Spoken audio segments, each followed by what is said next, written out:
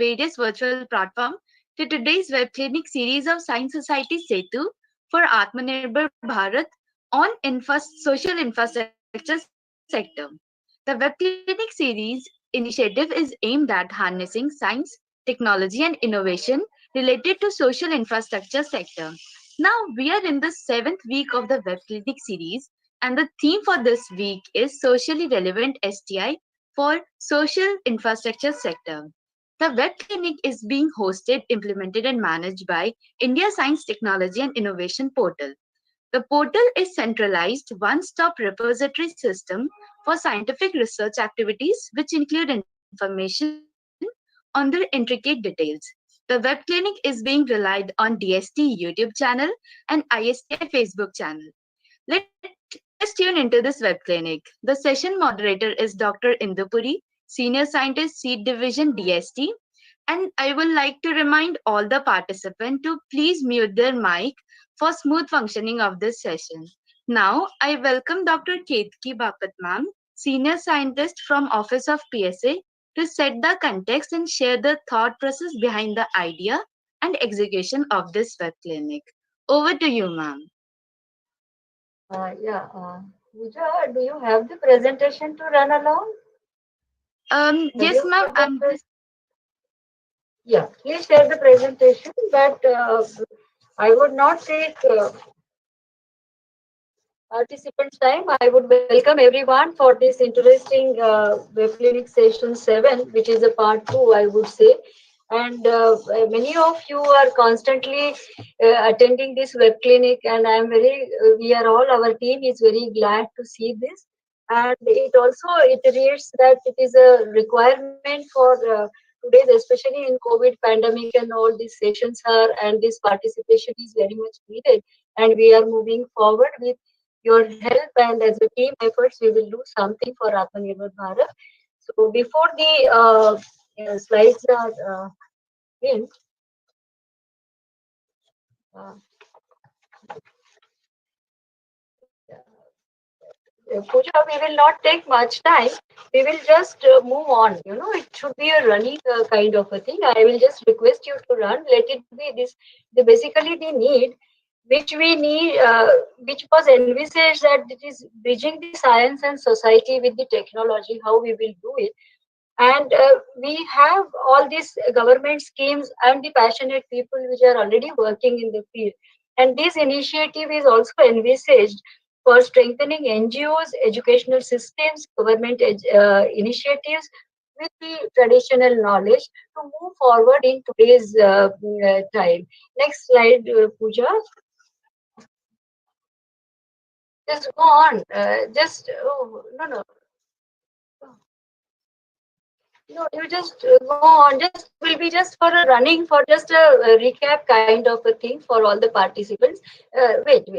This is the thematic areas. Again, I am just repeating just for our everybody's better understanding. This is for agriculture and allied sector, MSME and economic sector, social infrastructure sector, and cross-sectoral areas. So first three are over. This today's we are meeting here in web clinic session for social infrastructure sector, and today a lot of interesting presentations we will be listening from the experts. Next, next please. So basically this web clinic also envisages to reach out to this enriched knowledge gain what we have already have. But wait, we have already we have through our initiatives and gathered through so many years tapasya, I would say, because this frugal innovations and relating with the society is a very tough job, though it is not that recognized at that point of time, but it is very essential, and we all have done so. This web clinic will really harness our these skills also. And what we have take home lot of opportunities are actually coming on surface, which could be interministerial collaborations, which is STI and society with strengthening the different societal infrastructure. We have got lot many opportunities. We also have a lot of good thought through with the startups and NGOs, the linkages, and as you have also attended this one of the session MSME and social sector. So where Zayas Sudhir Garg ji was present for both these sessions, and they this now Spurti sector, Spurti schemes for different sectoral things. We are all working at the backstage. Maybe we will work more on that, and then some new schemes will come up. So next, so these all these opportunities and take home messages and all those things are available on the Vigyan Prasad website, and one can go through it and also give us the inputs. So next, please.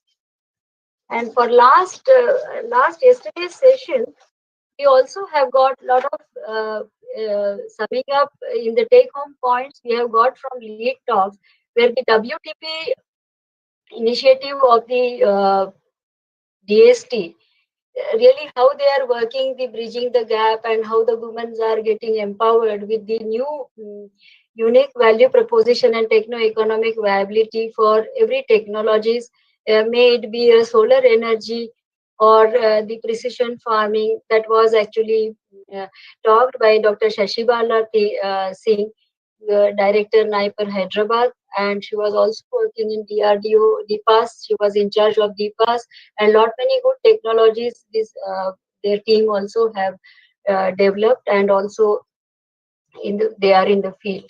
Similarly, the role of STI in tribal development. Yesterday's session, Dr. Naval Kishore Kapoor, they also opened up another new dimension to strengthen our tribal people by giving us a lot of information and insights of their schemes, and also it also given us the idea that our NGOs, they can also get the benefit of their scheme by giving this their technologies and for tribal strengthening. So that was one. Another in lead talks, we also had a lead talks from Dr. Anupam Basu from IIT Kharagpur, where the indigenization with the language and software development, the startup possibilities he has explained very well. And also in the panel discussion, we had talk from Dr. Chitra from Hosur, emerging technologies for women she discussed, and a lot of creating micro enterprises, capacity building, and technology incubators linkages she discussed. And STI hubs from development of SCST was discussed by Professor Guru Murthy from IISc Bangalore. And they also said that he also discussed about the self-sustainable models for STI hubs and how we can increase the capacity building of the communities. He discussed very beautifully. Similarly, Mr.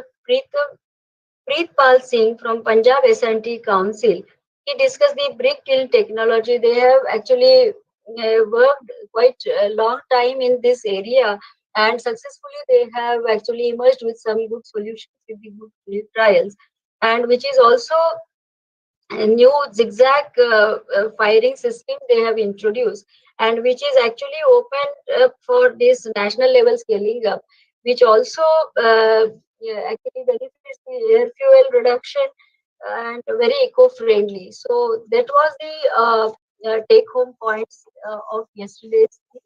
And today we will be discussing about the how for different technologies for employability of the Divyangjan also with the suitable technologies. I will not take much time of yours, and yeah, I would request now Dr. Indu Puri to take over and conduct the session, and let us hear from the expert. Thank you very much, and again welcome for this web series session. Thank you. Thank you, Ketki madam. We really appreciate your valuable inputs and context setting. And today we are at the concluding session of social infrastructure sector. It is an important sector क्योंकि ये बुनियादी ढांचा है हमारे जितने भी country की development का है और इसमें we take up the training skill development and important areas of education, healthcare infrastructure. So what all we have done in this sector, that we have taken so far, and we had 3 virtual meetings on this, and we had very brilliant lead speakers and the panelists, and many new technologies have come up, and we really hope that there will be greater interaction and networking between knowledge organizations and NGOs, and we will take all the good work which we have listened to that further for upscaling. And now I will introduce you to the lead speakers for today's sessions. Our first talk will be from Vivekanand Institute of Biotechnology, which is a very great NGO. And today we are taking the NGO sectors and what are their challenges and what technologies they have developed in the social infrastructure sector, and what kind of further networking they are expecting from all of us, from other institutions, from organizations and S&T based agencies.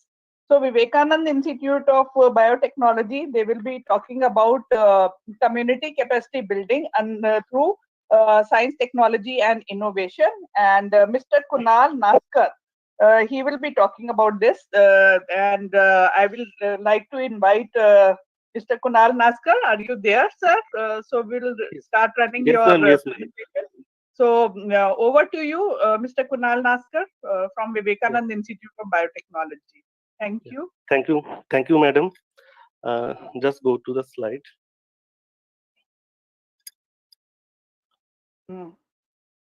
Okay. Thank you.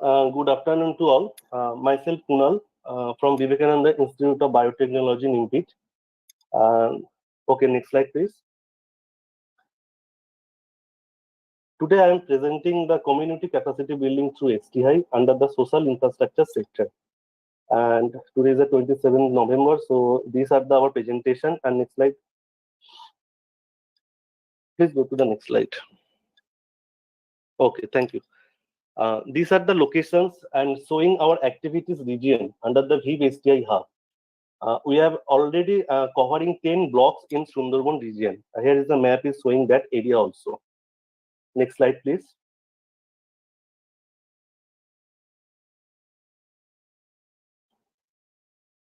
Thank you. This is Sundarban mangrove forest, where salinity of the soil, small land holding of the farmers, and as we know that Sundarban is a rich source of nature, a bioresources of economic importance. So, however, little efforts are made to effectively apply biotechnological tool, converting these useful products for their economic development and employment generation also. In Sundarban, 42% of inhabitants living below poverty level, and SC is 35.58% and also ST is 4.79%. Next slide, please.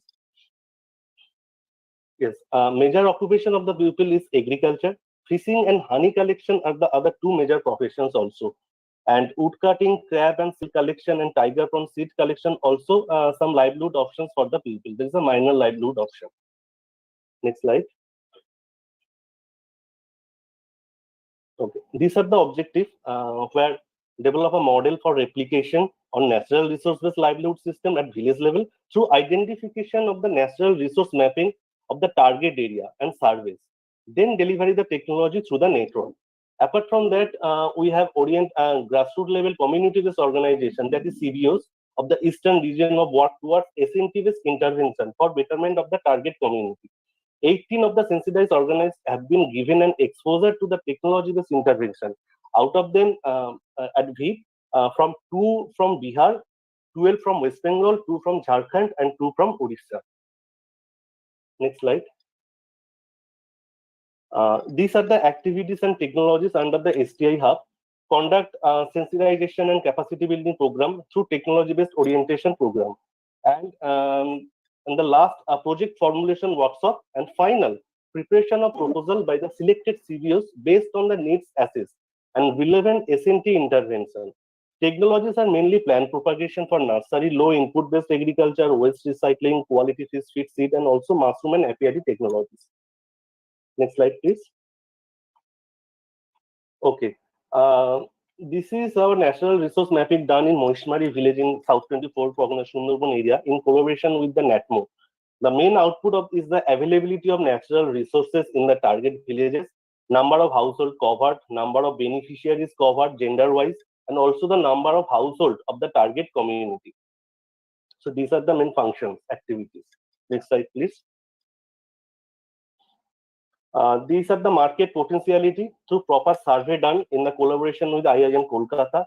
And as a result, we saw that the market, what is the market potentiality? There's a lots of market potentiality and the chances is there in Sundarban area. Next slide. These are the technologies areas where we covered. There is a BFT is there, plant protection program is there under the GAP program from World Bank. We have a horticulture technology program is there, aquatic biotech program is also there, renewable energy, and also the rural micro entrepreneurship development. So we have covered those are technologies. Next slide. Yes, as we know that our biggest challenge was to demystify this notion that it is for them and that they can use the profitability and the rural areas. So this is our demystification on technology. Next slide, please. Yes, this is the emerging technology skills where we have the biofertilizer technology, horticulture, biotechnology. There's a plant propagation for nursery practices is coming for that, and also the aquatic biotech and soft skills is there. Next slide. Okay. When we deliver the technology in our region, it required adaptive R&D. It requires skill identification, training on the skills identified. After that, hand-holding on the training so that they are able to do, adopt or work what they have learned during their training. So don't leave the trainees just after the training. We do the follow-up, we do the incubation also, so that the trainees is ultimately giving them the benefit and the technology is delivered and the final resulting in the community development. So this is our target. And how do you do this, or what is the strategy? Please go into the next slide. Our strategy is we design the multi-skill package and then we design the training program. This is the package available. Say you may be for the vermicompost technology, say you may be for the apiary technology, but each area we identify the skills competency. Means we have list of competency for each training package. Competency means after the trainee has undergone the training, he is competent enough to do this. So list of competency is given for each training package, and we see at the end of the training whether the trainee is competent, yes or no. So the trainees, once they have undergone the training, they have supposed to become an entrepreneur. We call this entrepreneur as Sampat Kurmi. That may be the Sampat Kurmi, maybe the Jal Sampat Kurmi, or he or she may be the Krishi Sampat Kurmi. So he becomes an entrepreneur. He becomes a work for himself or herself and also work for this community. So now the question is why this is a funnel shape. It is a funnel shape because we may be training say 50 trainers, but do all of them before then become the Sampat Kurmi? No. Out of this 50, maybe 8 or 10 will be the come out as a Sampat Kurmi. So technology absorption rate is also the most important part. And we see that we have mostly 65% of the technology absorption rate. Next slide. Okay, this is a ETS package. Selection, we see that the selection of beneficiaries and trade is an important process because take a good resources can help increase the overall performance of the society. In contrast, if the are poor, less interest beneficiaries with a bad selection process, then the program or impact will be affected. Next slide. Also known as the delivery mechanism, basically we are able to train up, provide all type of support relative of training. So the trainees, as per the Sector Skill Council guideline, we are also closely associated with the Life Science Sector Skill Development Council as an academic member. Next slide, please. These are the Gurukul. There is a residential hands-on training program, plan propagation for 15 days training. Next slide. And these are the all aquatic biotech. There is a low internal input-based aqua farming, adopting the leaf farmers' profit is significantly increased. That is, we see that the 6,000 to 45,000 from 0.40 acre land, and that is for 7.5 times increase. Fish feed production using locally available raw materials also, and the quality fish feed production also you see that. Next slide. And the same is the quality assurance system, that is the development and implementation. During the training, we have the repetition of the topics is required, and the after training follow-up program includes refresher training, awareness, and promo program for these trainees in their target area. Next slide. This is the same our mechanism, that better technology and absorption rate. It is the off-campus training to show that. Next slide.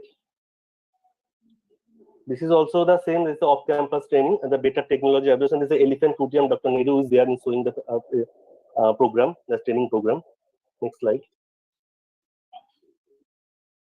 This is the trainees either work under the production sector or work under the service sector, or they can work under the both sector. So this is a two type of the production sector and service sector. In production sector, we have lots of production sector. There is the vermiculture, vermicompost. There is their AMA products of honey, gap vegetables is there, and under the service sector, we have a consultancy related to plant pest management, fertilizer recommendation, cultivation practice, soil testing, and fertilizer recommendation also. So the lots of service sector is also under the STI hub. Next slide. Yes, this is the trainees. Now, whatever I have said in the previous slide also, that is the trainees become the Sampat Kurmi. He create a knowledge base to communities. That is the generation employment, transform the target village into the global village. Next slide. This is the hub and spoke model. The Sampat Kurmi, he will be acting as a hub and able to reach these many gram panchayats. This is one example in Pathor Pratima block in Sundarban, where you can see that as a Sampat Kurmi, just acting like a hub and just reach these many gram panchayats. Next slide. Mr. Kunal, you have to wind up in 3 minutes, sir. Okay, ma'am. Okay, these are benchmarking. Benchmarking is add-on at the Institute of Agriculture and Horticulture Training. Next slide.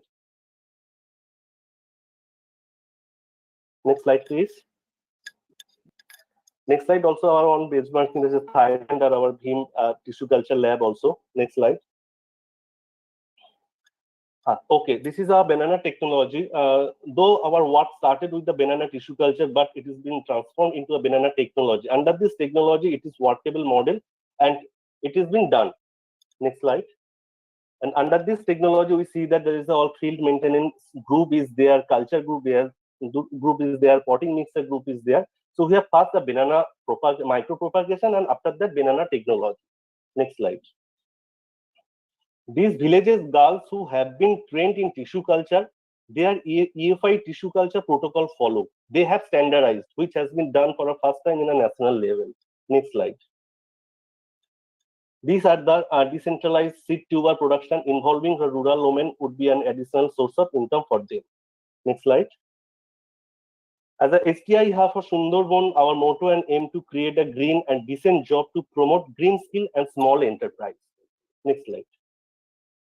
These are the objectives of the household survey come farmers information through mobile apps. This application will help us to survey over a village and particular area basis service regarding their present assets and annual income. With the survey, we can get an approximate structure of farmers' financial condition. Then our institute or organization will decide how to help them as per the financial condition which will get from survey data submission. And as we see that, if we got the whole village survey data through application, then we have to assessment the data according to their family member, education status, and also the agriculture land and annual income, so that we can do a better analysis on the particular area. This is farmer household details for help them or economic development. Next slide. I think 2 or 3 slides is there. This is our circular economy. Next slide, please. And this is our learning. Whatever we have discussed in the previous, all the slides, this is our learning. There is a prepared the curriculum which should the competence base, identify the skills, make multi-skill packages, business plan for sustainability, design the manual. Next slide, also our learning. Please go to the next slide. Okay, the same is, that is our learning, whatever we have learned. So train the target groups at 2 levels, the service provider and the primary producer. As we have already discussed all that details point. Thank you. Next slide. So our efforts, quality manpower and empowered community. Thank you. Thank you, madam.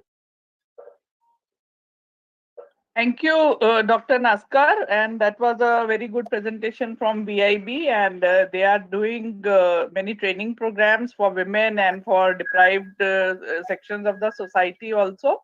And they are trying to have compliance with the national skill qualification frameworks. Now, having said that, I now invite my next lead speaker. She is Dr. Shanti Raghavan from Enable India, and she addresses a very important segment of persons with disabilities. And you may be surprised to know that 70 to 80% of the persons with disabilities, they support their families. And she is a social innovator of 2020, and she is doing brilliant work. So over to you, Dr. Shanti Raghavan, ma'am. And she will be talking about, employability for Divyangjan. Thank you so much, Dr. Puri. It's so sweet of you with your introduction. I'm not a doctor. I'm just apna to PhD nahi hai. So glad to be with all of you. So yes, at Enable India, we impact livelihoods across 14 disabilities, and over the years, we have worked with more than 2 lakh stakeholders, in which almost 50,000 persons with disability have been impacted in a positive way. And therefore, I will talk about, especially from a technology angle, because I'm glad to, after that, Dipendra ji is going to speak, because both of us, I think we really know the power of using technology as an enabler. So with that, let me just get started. If you can go to slide number 2. Before I get started, I just want to give some information with respect to inclusion.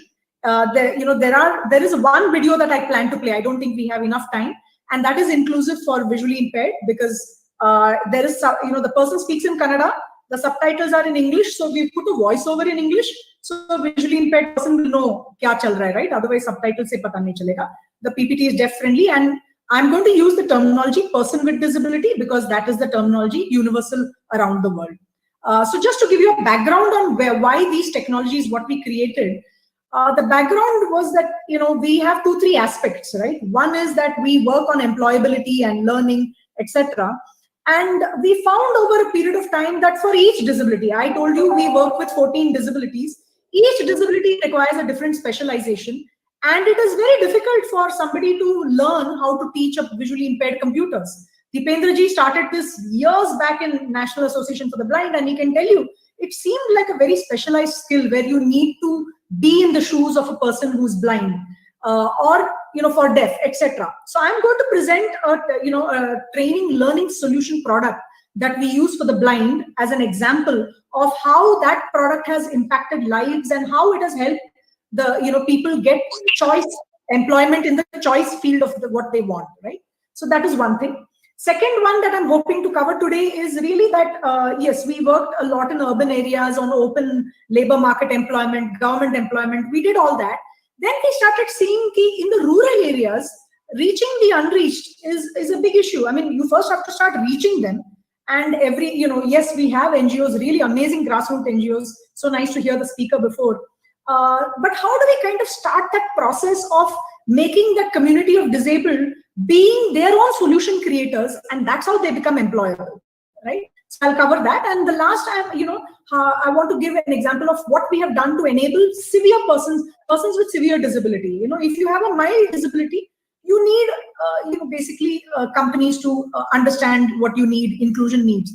But when people have more severe disability, there is technology interventions required, and technology doesn't always mean software or hardware, just aids and other devices by which the person can work effectively. So with this, let me first take the first example which I have, which is the learning solutions example. Can you go to the next slide, please? Yeah. So if you look at this, on the left side, I've actually told, I've given different examples of what is the predicament of a visually impaired stakeholder. I'm going to take the example of a visually impaired person. That when you are looking at the computer, and let's say you do Control A and then hit delete by mistake, that the screen has disappeared, or the font on the screen has disappeared. But for a person with vision impairment, the person may not be able to see कि मैंने error किया, copied some font from the internet, and that same font, maybe your font in this here was black, and you copied from the internet and it's red color font. So you may not know that there is a mistake, right? So the question we started asking is, how does a person with vision impairment see and prevent errors? And can technology help in that? And how can we make a learning solution, right? Now, large Excel sheets is a problem for all of us, but how does a person who's visually impaired really work efficiently? Because the person has to ultimately work in a company, right? Or how can, I work with speed and efficiency? For example, Cornelius, whom I've shown here, works as a spam management executive, where he has to see an email in 3 seconds and respond in 10 seconds, whatever work he has to do. That is the speed required. So we needed to get people ready for that. So over a period of time, we created more than 450 exercises, which ensured that the person learned from a sighted point of view. That when you're copying font from the internet, you have to paste unformatted text. Now we may have learned that, but we put that in our learning solution, and therefore everything, how to understand things from a sighted perspective, all those kind of things were put, preventing errors, everything has been put in the solution. So for the user, what the user has to do is just download something called the I tool, EYE tool, and you can see the picture of the CD cover on the right side. And all they have to do is, after they install it, they can go through different exercises, and each exercise will tell some steps. Go to desktop, create a folder. When you create the folder, the learning solution will check whether really that happened, and then give you feedback. You did it right, you did it wrong. But the important thing is, this is straightforward technology, making a learning solution.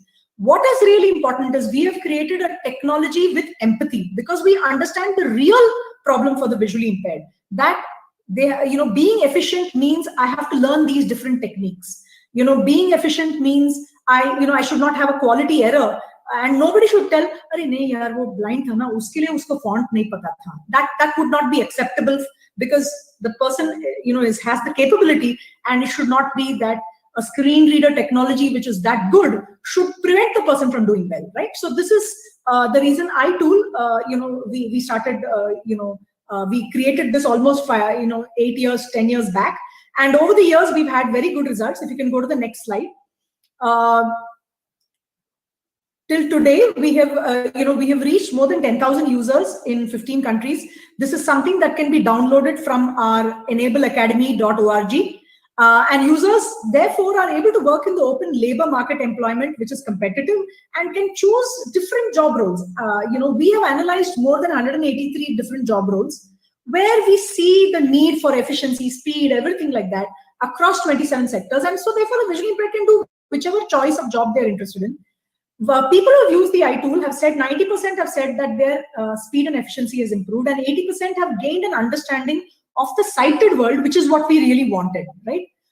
And we have trained more than 500 entrepreneurs to use the tool, and this has a potential to train even more. So our plans for the future is to really take this to more than 50,000 users, not only in India, across. We have built the theory of change, and we are actually now slowly working with international partners, and we've got funding for it now, and we really are looking at the community.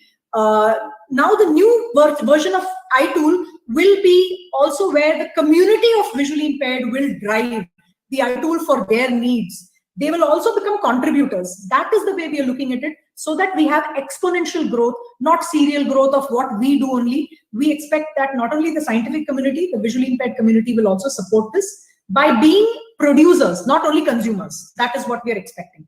Next slide, please.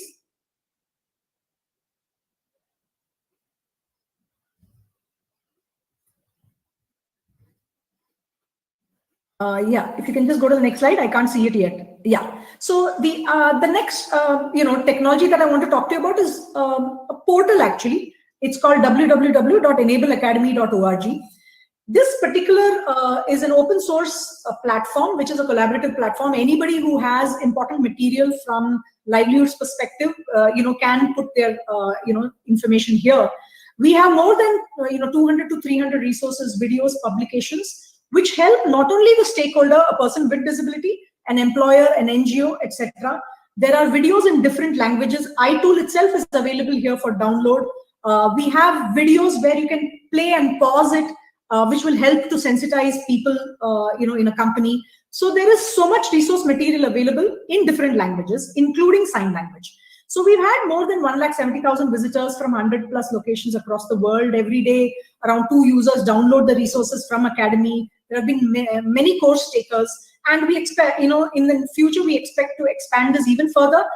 We want even more material that other NGOs have, which are open source, and we want to put it here so that no new NGO has to start fresh. Take whatever the material you can use. We are even hoping now to create solutions where we may have made the video in one language, but you can co-create it and make it in another language. That's what we're hoping for. We are going to be using societal platform thinking in this, and we're going to take things forward. Anybody who's interested can look at the very disruptive societalplatform.org for more information. Next slide, please.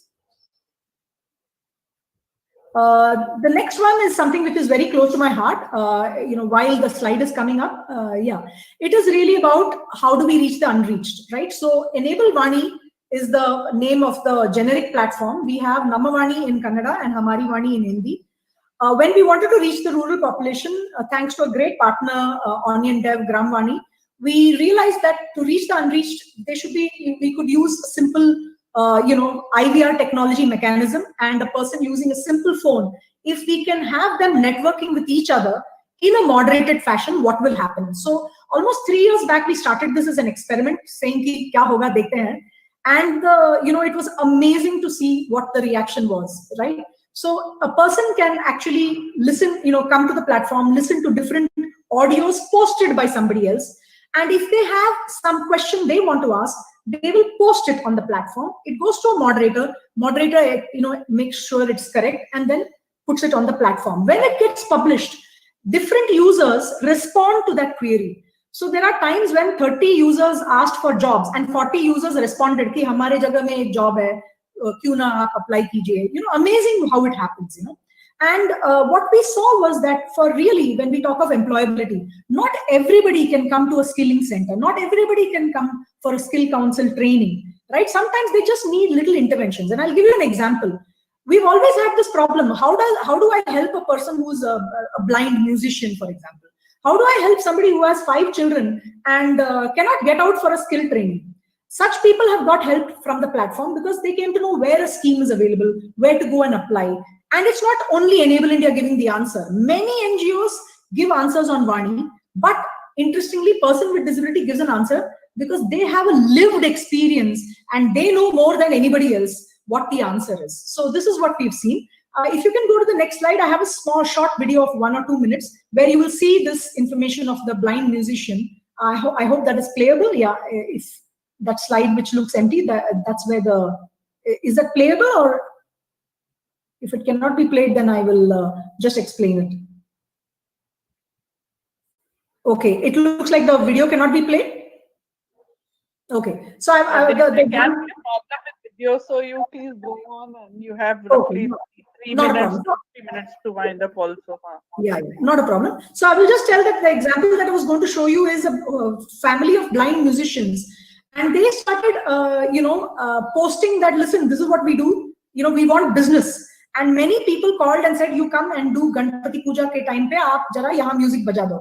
So they earned a lot of money with that and were able to do justice. They in fact did a surgery of their own child who was having, cataract or something like that, right? So this is the power of Vani. Now let me take the last example. And on Vani, every minute, a user logs on to Vani. This is reached 20 states, and we've received more than 1.4 million calls on Vani. And we expect to expand this now nationally and moderation in each language. And we also are having a smartphone app version which is going to come out. But I think the true power of Vani is when it can reach the last mile to somebody who at least has a basic mobile phone, not a smartphone. Now, let me just take examples of workplace solutions, which is adapted from mainstream solutions. Workplace solution is what any person with disability uses to do the work just like you or me, but using alternate mechanisms. So the first example I've shown there is of Pratap, who's a person with cerebral palsy, and had such jerky hand movements that could never actually use the computer effectively. So here is a person who's very good at what he is doing. We tried different ways of making sure that he could work on the computer effectively, but every time his hand was so shaky that how does he work effectively? So finally, the gadgets that we came up with were very mainstream gadgets. One, we used a joystick by which he can use the on-screen keyboard that Microsoft provides, a foot pedal that is used for doing Alt-Tab on the screen. So he doesn't need to use his hand, which is shaking, right? And then that's how he was using the computer. So because of that, after a year after doing training, he was able to get a job in a very big MNC. And today, in fact, I came to know recently, he's no longer needing these solutions because his jerky movements have reduced significantly because of continuously using the computer. But because of using this solution, he was able to work effectively in the company, and therefore his employability looks even better, right? The second solution that I have on the screen is something that we co-created with Shell, which was for people who are deaf and who have to communicate to you on whether you require, diesel or petrol. And it's a simple whiteboard which is wipeable, and you may just say tick petrol, tick diesel, 500 rupees, and the person does the work. It's a communication solution, nothing big deal. And then the person wipes and goes on to the next person. The last, example that I've shown there is actually of how an employability of a person can reduce if they are not included in meetings. So we have used a mainstream solution, which is just a simple FM transmitter that works within a room. And for example, when there's a staff meeting going on, we use that FM transmitter to transmit to two types of people. One may be a visually impaired who needs audio description. Second, to somebody maybe who needs Kannada translation. So simultaneously, we are translating in Kannada to that person. So the person is still doing well in their job because they're included better. So this is a solution from an inclusion perspective. So we have just used mainstream solutions, and over a period of time, we expect to make many of these kind of solutions available for the larger public to use for their better good. Here is where I'd like to describe that we are right now doing something called Project Discovery, which is using the power of persons with disability who have come up with their own solutions. We had a video competition. We received more than 600 entries.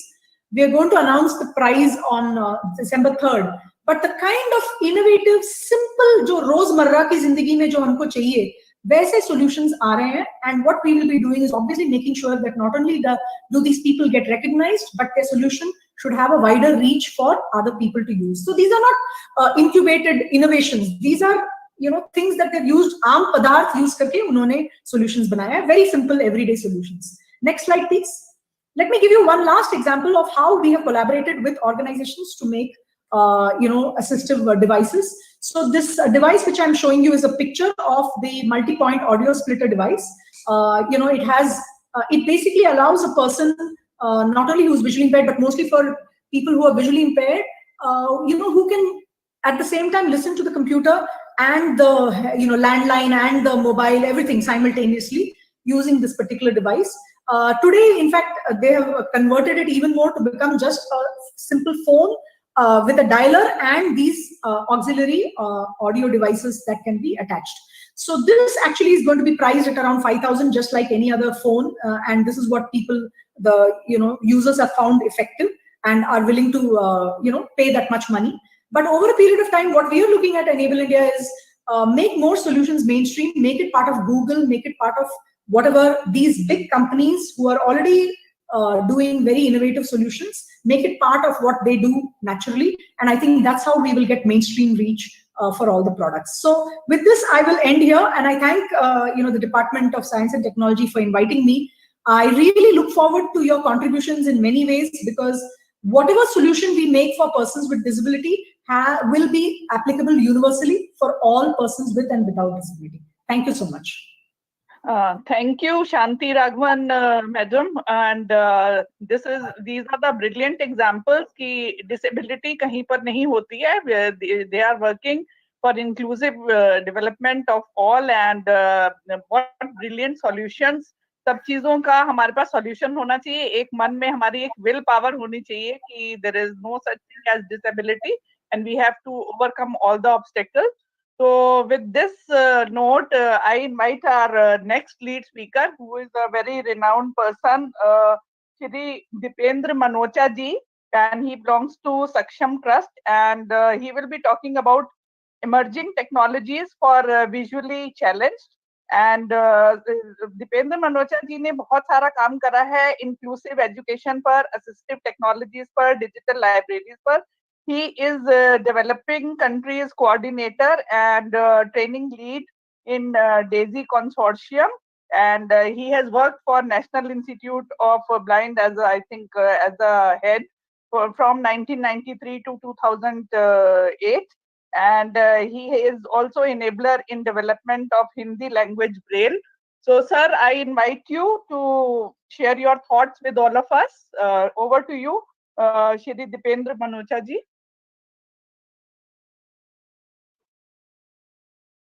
Dipendra Manocha ji, are you there? Hello. Hello.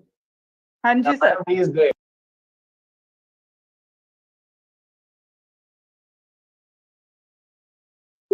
This conference will now be recorded. To share, so I'll just talk. So I would just request people to be paying more attention to the audios and of what I'm presenting.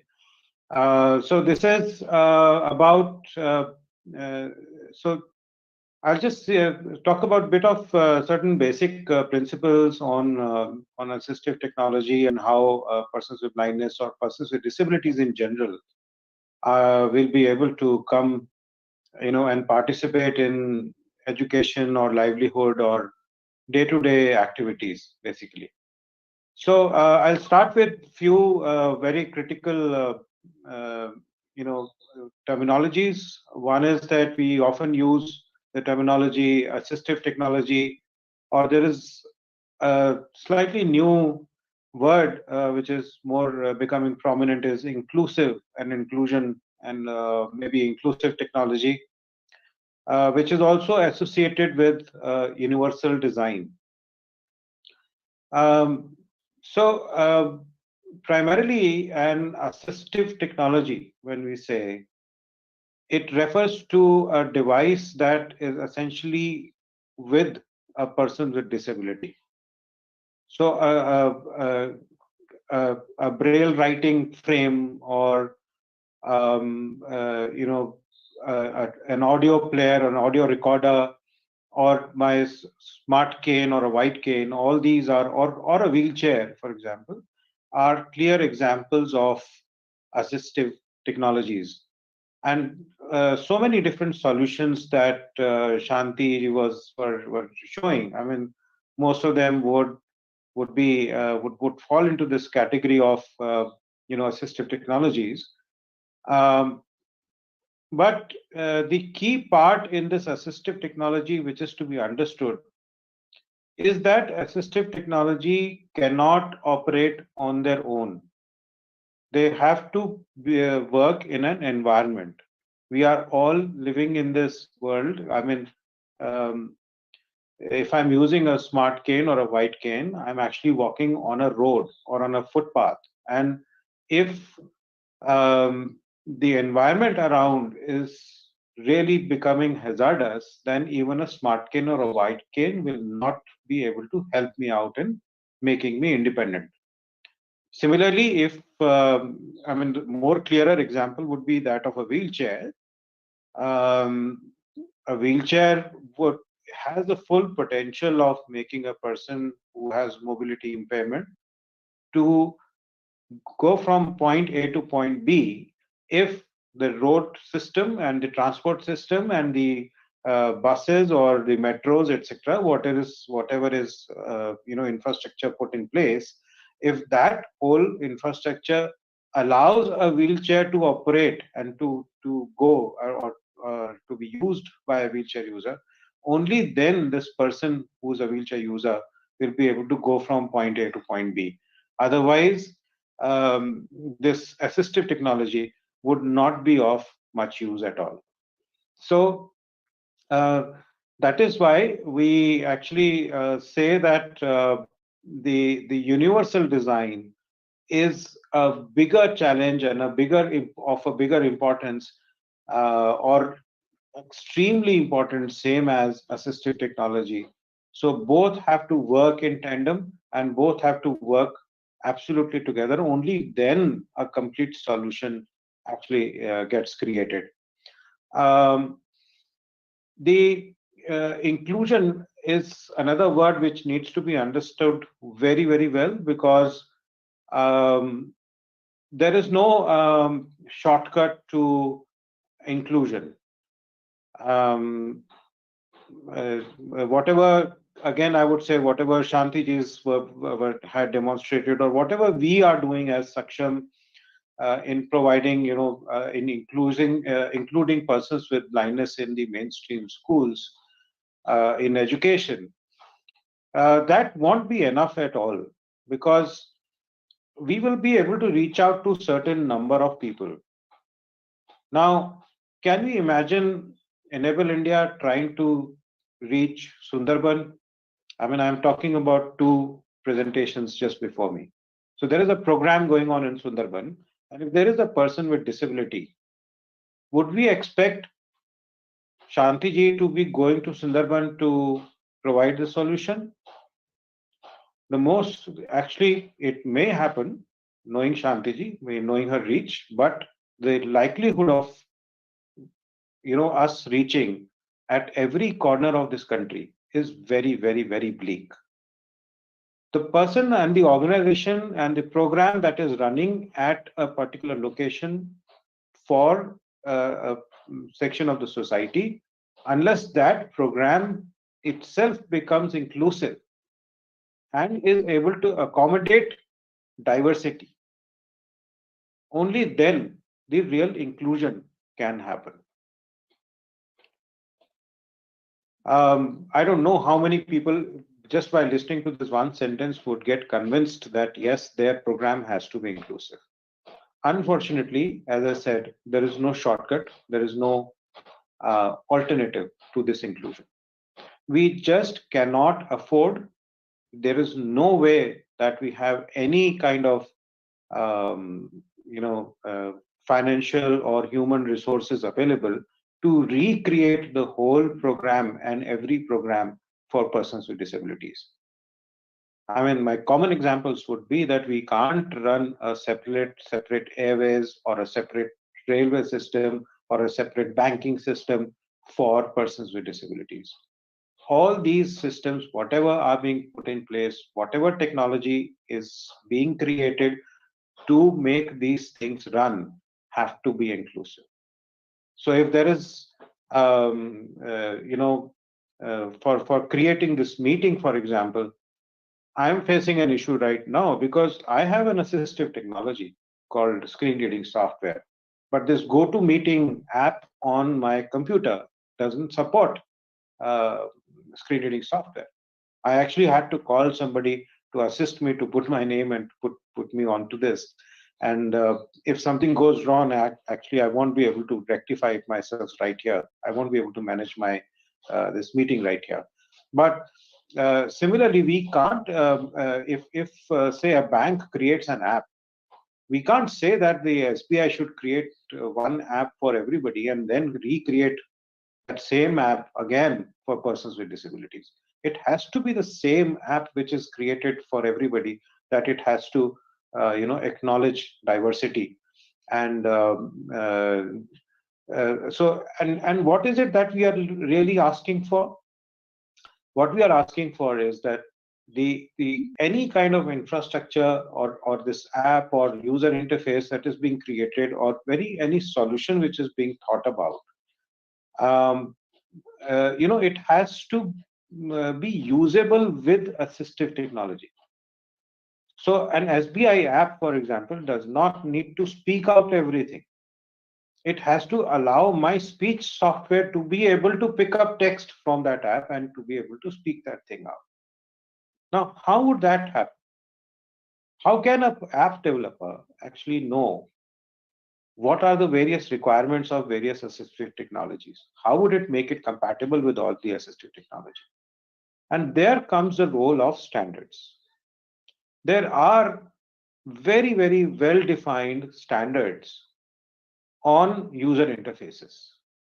So if you are actually creating an app, if we are able to make it compliant to web content accessibility guidelines, which are almost like adopted as our national standards in India also. If you're making that compatible with that, then there is no way that that app will remain inaccessible for various types of assistive technologies. And a lot of these, like if we have to include persons in employment, a lot of those technology needs will become reasonably doable if this universal design principle is actually adopted. Now, Shanti ji have been able to get a lot of people into identify jobs in various, like what are the jobs, specific jobs that a person with blindness can do, maybe in a bank. Now, if the bank is ready, bank is already providing um, reservations in jobs for persons with blindness, and the software which is being used in a bank, if that doesn't comply to these standards, then there is no way how we can make persons with blindness actually productive, uh, to be part of that whole society. We can't ignore persons with disabilities. We can't say that you sit at home and we'll feed you. That certainly cannot happen. It's not going to happen. It's not happening. It's not going to happen. The best method is to have as many people as possible as part of a productive workforce. We can't have minority feeding majority, because if we are not sort of acknowledging diversity, then there is going to be huge issues. Um, what are the various solutions which are possible? As Saksham, of course, I mean, I'll just say in brief that yes, there are a lot of specific solutions. There are a lot of assistive technology solutions that enable us to participate in the mainstream workforce. We have put up a portal called sactek.in, SAKTEK.in. This portal is bringing together host of assistive and inclusive technologies which are available, various solutions which are available for persons with blindness and low vision. You can actually go there, choose those things, know about what is currently available, because awareness about what is available is also very difficult. But if you are running a program, and if you think that there is a person who can benefit, who can be part of your existing program, you can look for solutions at sactek.in. Just after a week, on 4th of December, we are launching the app version of this portal, so that it's not just a website interface, but an app interface, which will make it easier for the smartphone users also to able to work out these solutions. What has actually also made all this possible today, there's a big game changer thing that happened, that earlier persons with blindness, mainly for their reading and writing needs, were dependent on a special script, Braille. But in 1990s, we started using, also got enabled to be able to use mainstream script. So this has made a huge difference in our education opportunities and employment opportunities. And currently, all these technologies which allow us to read and write in the mainstream script and also in Braille together, they are now available at affordable cost and compatible with Indian languages. We had fought a long battle for it.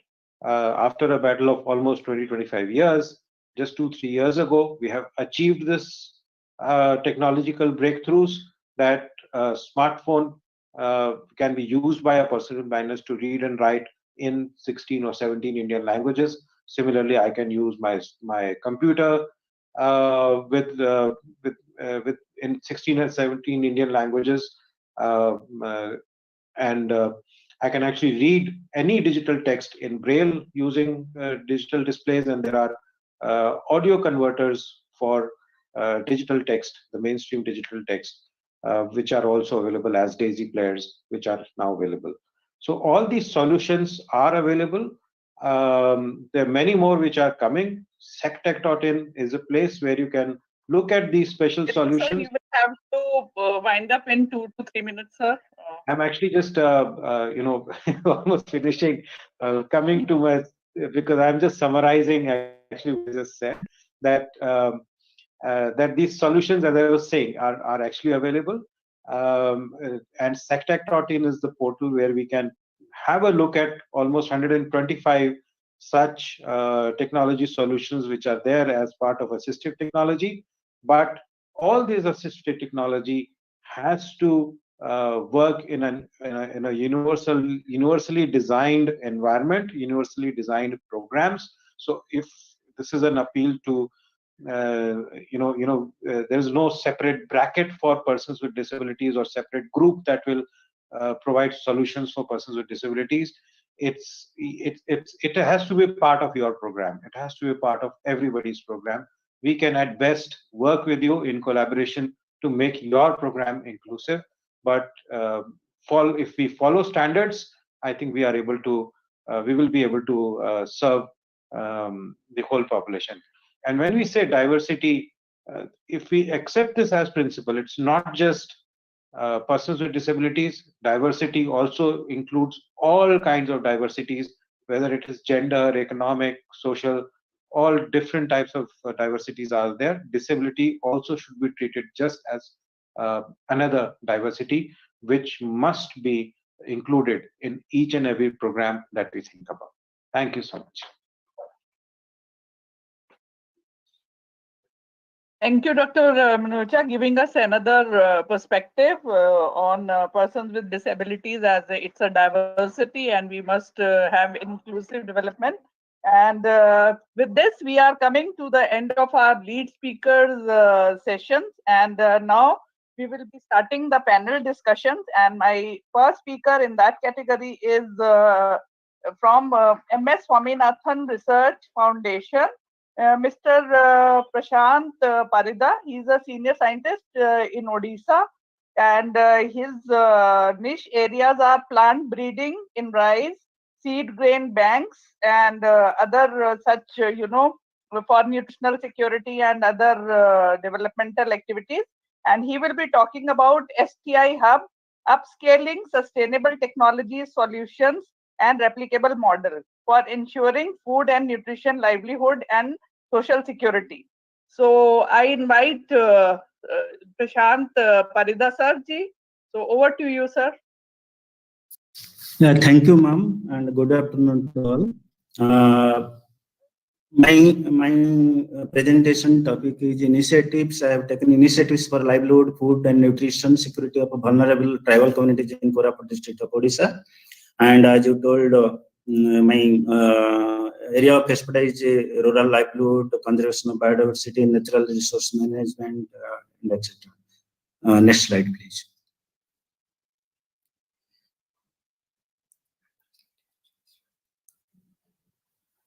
Can you go to next slide, please?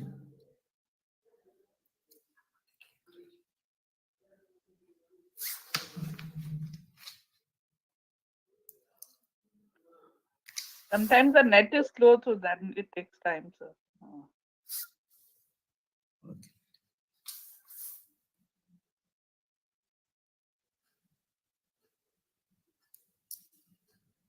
You can continue with your PPT. Due to some technical issue, it's like little slow. Okay, ma'am.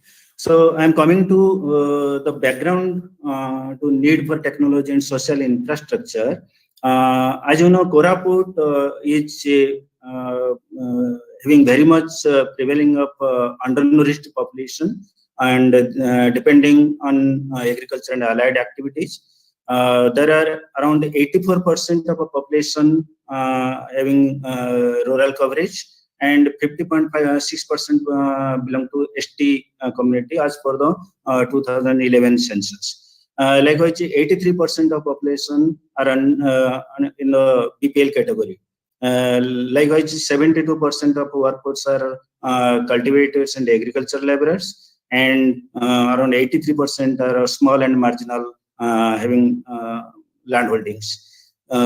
So coming to the undernourished section, if you see, there are around 43.7% of below 5 years children are stunted, and 46.3% are having underweight, and like I say, 73.1% are having children having 6 to 59 months anemic.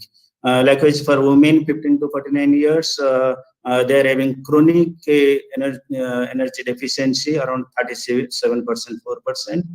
like anemic are 67.6%. So from this record, we can see how the area is under malnutrition coverage. So coming to the cereal dominated diets are prevailing there. If you see the diagram, the cereals and millets consumption in the area is 150.4%.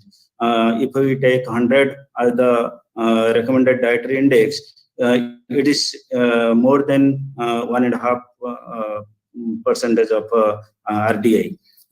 So other like pulses and legumes around 52%, and especially green leafy vegetables consumption is very meager, that is 15.8% only. Other vegetables only 33.8%, and fruits is only 2.3%, and milk products consumption is 1.4%. Like that, the consumption system like fats and edible oils is a little bit high, around 63%, and the sugar and sugar is 50% only. So this is the source. We conducted one survey under farming system for nutrition in Koraput district. From that source, this is the data. Next slide, please. So coming to the technological interventions, if we see crop production technology, we have adopted in the area. We have introduced system of millet intensification in line of a system of rice intensification in the area, because the people are having subsistence agriculture practice and they used to follow traditional agriculture cropping system. So this SMI and line transplanting we have introduced in the millet and pulses cultivation also, rice cultivation also. So it has enhanced yield for the around 30 to 40%. So likewise, we have introduced some of the improved seed varieties and farm implements like cycle weeder in millet cultivation, and cono weeder in rice, winnower, thresher, different user-friendly, especially women-friendly agri equipments we have introduced. And also we are following sustainable agriculture practices and integrated nutrient management, integrated pest management, summer ploughing, seed treatment, all these improved agricultural practices we are introducing. And we are also giving much importance on bio inputs like azospirillum, rhizobium, phosphobacter, trichoderma viridae, pseudomonas vermicompost, etc. People are trained on that, and they are using these bio inputs in the field. And as you know, quality seeds is a concern in the region. You know, even if in Odisha, if you see the seed replacement rate of finger millet is below 2%, and the seed replacement rate of other varieties like 5%. We have taken the measure on this seed production in finger millet and green gram in this region. Next slide, please. So coming to the technology developed, and we have conducted some field trials. We are mostly following some of the C4 approach, like from conservation to commercialization. In conservation, we are following in situ conservation process, like conservation of land races of rice, millets, pulses, and different vegetables in our genetic garden and also in the farmer's field. Then we are following cultivation process like promotion of low input agriculture system. We are following that sustainable agriculture practices, so that people can adopt low input agriculture practices. And then consumption, we are mostly focusing on promotion of food and nutrition security aspect, and how they can get nutritional food in their daily diet. Lastly, to get some benefits, we are also linking to market through some FPOs, farmers producer organizations, and also community-based organizations. So we have developed some technologies like crop-based technologies, like crop husbandry plus livestock, crop husbandry plus livestock plus poultry, like that different technology. Even if pisciculture also we are focusing on. Those technologies helps them to come forward from their traditional practices to some improved introduction of improved technological practices. People used to, in the traditional practice, they used to follow in Kharif only. In the lowland, they used to cultivate only paddy. And in the Rabi season, the land is to be in fallow. So what we have done, we have introduced green gram and black gram in rice fallow lands, and that is the way we are encouraging them to have nutritious food and also additional benefit to that. Likewise, in medium land, they used to cultivate paddy, millets, maize, rice, etc. In Kharif season only. It's based on the rainfed agriculture only. And in Rabi season, the land is to be in fallow. So what we have done, we have introduced along with paddy, finger millet, maize, plus PGNP and orange fleshed sweet potato, so that they can get again dietary diversity will be there, and they can get the nutritious food and also additional income to from that same patch of land. In the upland also, they used to. You will have to wind up in 2-3 minutes, sir. Okay, thank you. Have to wind up in 3 minutes. Yeah, I can run up. You can go to the next slide. Yeah. Our delivery system, if you see, we have introduced farming system for nutrition approach to get more focus on millets and pulses, and by that the increase in area and availability of nutrient dense crops is more. Around 35 to 40% it is increased, and also the yield is increased to from 30 to 40%. It is increased. So we have introduced more than 1,000 model nutrition gardens in the fruit and vegetable based model nutrition gardens promoted in the area, and more than 5,000 households are engaged in animal resource interventions. Likewise, we have developed community hunger fighters. Those are called grassroots nutrition champions. More than 200 community hunger fighters are developed, who are they carry forward this nutrition message to the other people in the rural area. Next slide, please. So we have developed one unique value chain proposition, that is a alternative seed system model.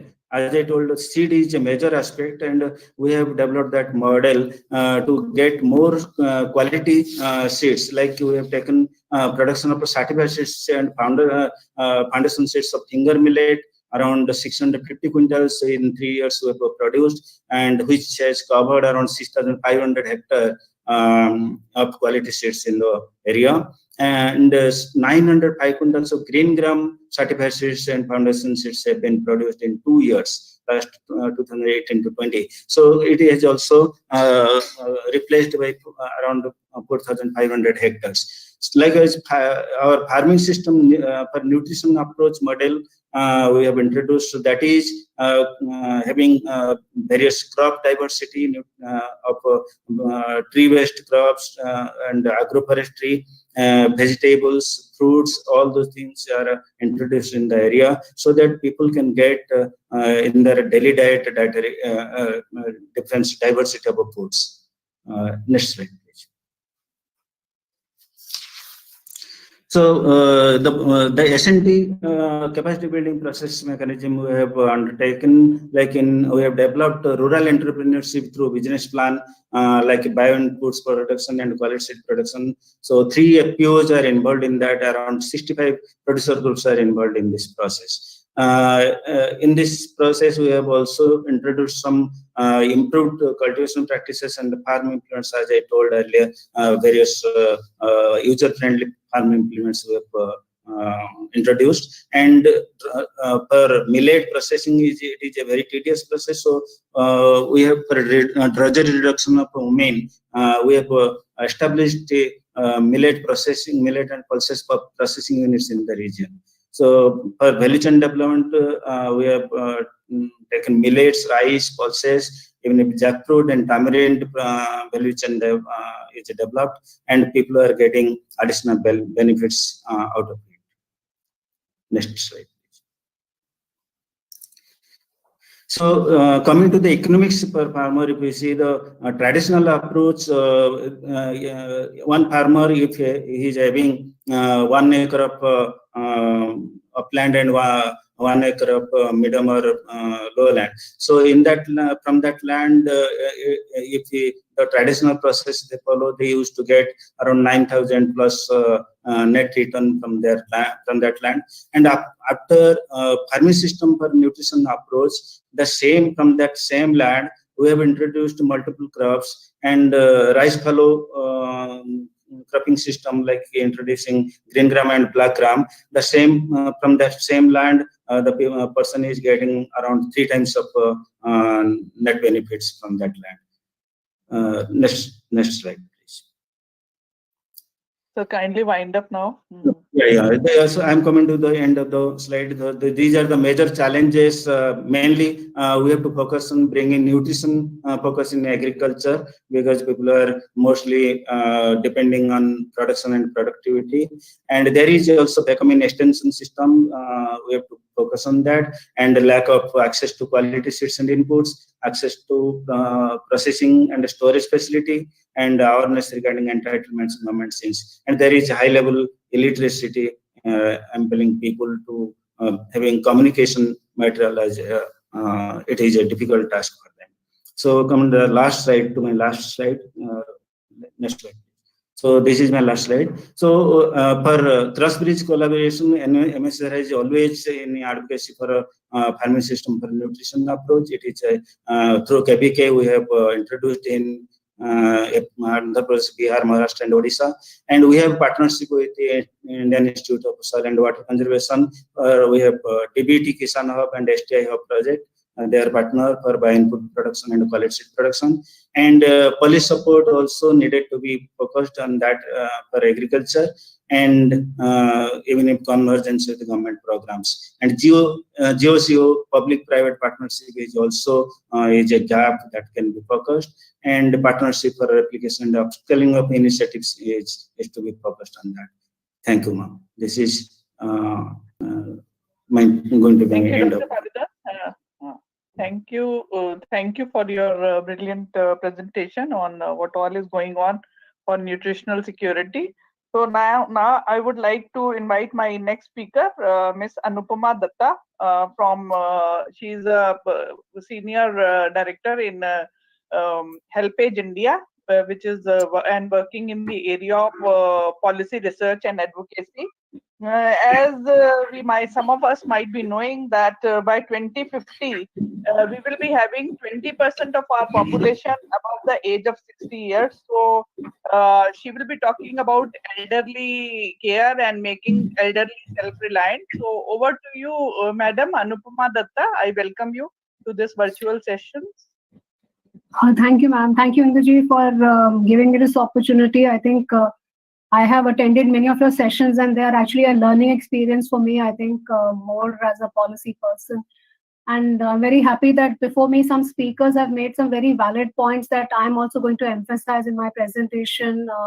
I think Dr. Manocha very rightly said that, it's the environment that matters. If the environment is not friendly to everybody, then we have a serious problem. And with current notion of leave no one behind, if that is the philosophy that we are going to follow, then I think everybody, including those who are developing technologies and those who are into the futuristic technologies, they should be very aware of this fact.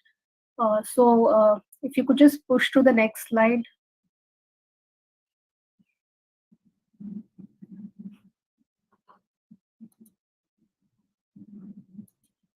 Yeah, demographically, just like Induji just said that, demographically, the elderly are going to constitute a very big section of the population. But as of now, the thinking of the society is that we are a young nation, and we are the whole thinking, the whole mainstreaming of youth and its challenges are like, dominating the scene. But we have to understand that very soon we'll lose that dividend, and we'll actually have a great dividend.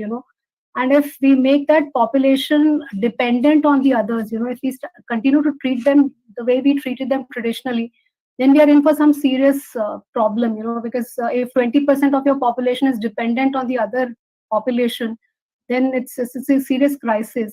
So these are some facts that I would like you to look at seriously. And most important being that 71% of the elderly are living in rural areas. They're living alone, they're poor, and they're living in unfriendly environments. Helpage India works in many of these disaster affected areas where the challenges are multiple, because, for example, in Uttarakhand, where out migration rates are high. If that area is affected by, disaster, then elderly are like, the most disadvantaged part of that population. And there's many a times they have nobody to take care of them. So very simple things like, activities of daily living becomes a problem. Getting water, for example, becomes a problem. Cooking your food becomes a problem. Getting your, rations becomes a problem. So if technologists are, mindful of the fact that these are the challenges that elderly population are facing, and they have some either community solutions or they have individualist, customized solutions, then it will be a good idea to, make them self-reliant so that they don't have to depend on anybody else. Second part is that if you look at the non-workers, like, when we think of technology in elderly, we normally think of walking sticks, and we think of walkers and hearing aids and those sort of things. But, elderly 60, if you are 60 today, then you don't actually become so frail immediately. You have good 10 to 15 years of very, very, you can lead a very active life, in fact. And there's no reason why you should be economically, on the margins. So, but if the technology is friendly, if the environment is friendly, these people can continue to work and be productive and be self-reliant. But that is not the case as of now. So, many of these presentations that were made, I thought, if those technology solutions also include the elderly, for example, if the machines that are being operated, if if the IT that is being developed, if that is elderly friendly, then it's quite possible that companies can retain the elderly workers and give them opportunities to work. Agriculture, if that is one sector in which elderly are mostly employed in, then if agriculture has a technology component which is strong and which enables the elderly to continue to work as main workers, then the burden on the family actually reduces. Then similarly, women, which is the next two parts of this slide, if you look at the sex ratio, as we age, the sex ratio becomes more in favor of women. So you have 1,033 females to 1,000 males as you grow older. So feminization of aging is also one issue that I think technology should address, because women, we all know, are technologically hampered, because of social reasons and other reasons. So if technology is developing, then these segments of population should be at the forefront. Then widowed, 31% are widowed people. That means they're living alone without social support. So when you're living without social support, you have very simple practical care issues. And if technology can provide a solution, then it will be ideal. Next slide, please. Yeah, these are some of the implications of what I just said on the demography part of it. One is feminization, like I said, and multiple vulnerabilities. Vulnerabilities, when we think of age, we only think of physical vulnerabilities, but it's not like that. It's social vulnerabilities, economic vulnerabilities, people with long-term care needs. We were doing a survey on elder abuse, and we found that about 70% people were dependent on their younger family members, and younger family members always did not have the time and the wherewithal to take care of the elderly. For example, if there was somebody with dementia in the family, many of the younger people did not know how to take care of them. So those long-term care needs are also very important. And if technology can provide a solution, like one of the sessions I was hearing, IIT Mumbai, I think, has developed some online courses for people to, women who are like in the reproductive age groups, they could self-learn. So if there were courses like that for self-learning or for care learning of the caregivers, it will be a very good idea to, spread the information far and wide. Then, of course, aging faster and extended lifespan, that is also a very important aspect. Like, I don't know how many of you know that if you reach the age of 60, then it's the average lifespan that you have left is about 20 years. And it's likely to increase to 30 years. So in next couple of decades, the average lifespan of an Indian would be about 90 years. So if you're going to live 30 years after you've reached 60, then I think it's very important for us to think that these 30 years should be productive, self-reliant, and independent. So it's important that technologies that are developed in future are mindful of this fact. Next, please. Then these are some of the vulnerabilities, like I was mentioning, that it's like the what percentage of population is getting affected by this sort of vulnerabilities. So if you look at it, ranges between 30 to 50%. So at the moment, I think the elderly segment is out of the mainstream ideas of development participation, which is very important. And 5% bedridden. If you look at it, then I think this is one area which is a big care burden. Like if you assume that the population at the moment is 104 million, and 5% are bedridden, that's a big number. So how are the families taking care of these people? That's a very big question. And how technology can play a role in this kind of care giving is important.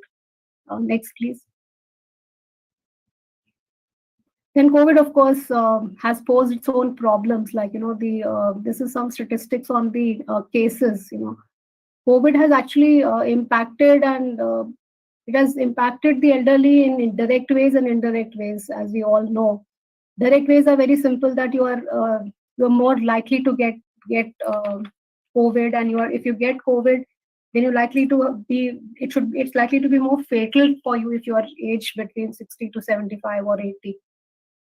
That is one. And second is that is indirectly impacting them, because many families, like we run helplines across the country, and we come across cases where elderly are, its impact, the social distancing and not getting out of the homes is actually posing a lot of problems for them. Not just in terms of being unable to get access to medical care and services, but also in terms of denying them the social participation and human contact, which is a very, very important thing for maintaining their mental well-being. Many of them are unable to do physical activity that they were doing earlier, causing their muscles to sort of atrophy. So these are some of the important impact that COVID has on these people. Besides the fact that those who are poor elderly are actually losing out on the opportunities to earn a living, because if you can't go out and if employment opportunities are shrinking, then how is it that you get your two ends meet? These are some serious problems which you are facing on the ground. So technology, if elderly were sort of, like I said, if they were trained in IT, if they could be retrained in some skills that could connect them to the labor market, it would be an ideal situation. Next, please.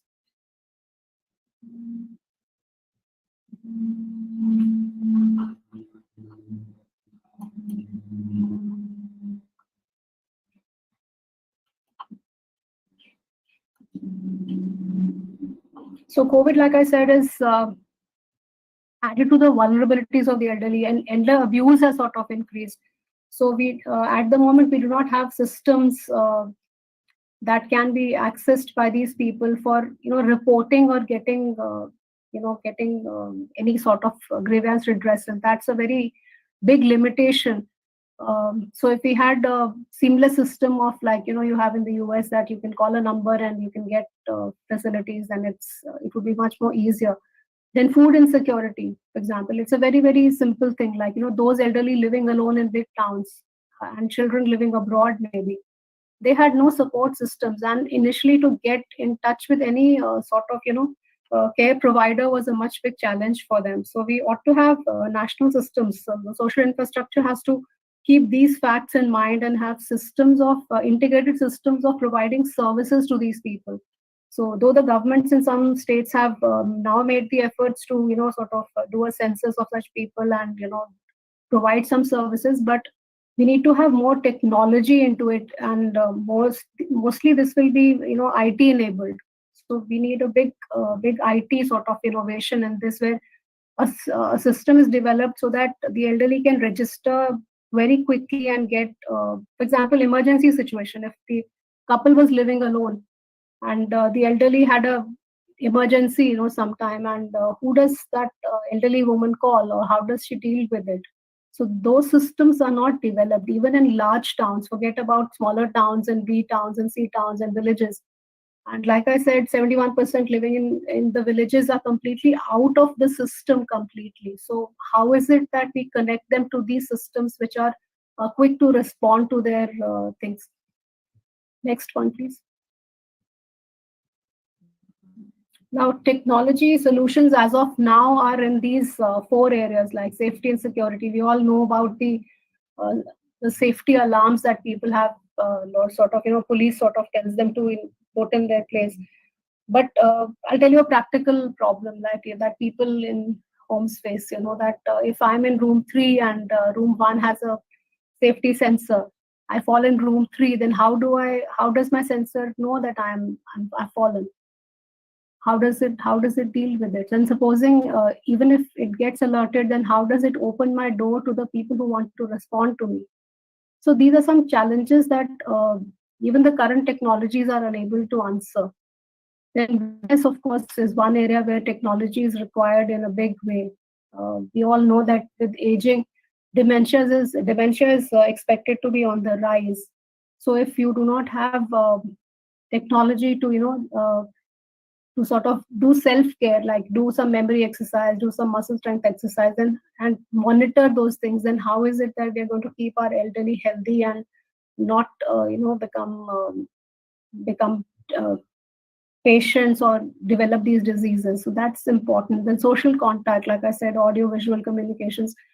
At the moment, what we found was that people, even if they had smartphones, had limited understanding of how to use those gadgets and those equipments. So ability and user friendliness of those technologies is also very important. Like, I don't know if somebody mentioned it, but many people are hesitant to use even a walking stick. I don't know how many of you know this, that elderly are not very comfortable using a walking stick, because there's a certain kind of stigma attached to a walking stick, like, and to old age, like. So if these designs were more friendly, for example, if the walker had a little something more to it, which sort of made it more acceptable socially, then that would be a good thing. That would probably have more acceptability in people's minds. Similarly, care and treatment. This is one area where we are providing healthcare to elderly in about through 146 mobile healthcare units and about 15 stationary health units, and we found it extremely difficult during COVID to service those people who are extremely dependent on the free service that we provide. And similarly, in our helplines also, we got many phone calls where people were unable to contact their doctors or go for regular checkups, and like most of them are suffering from non-communicable diseases. So big issue there.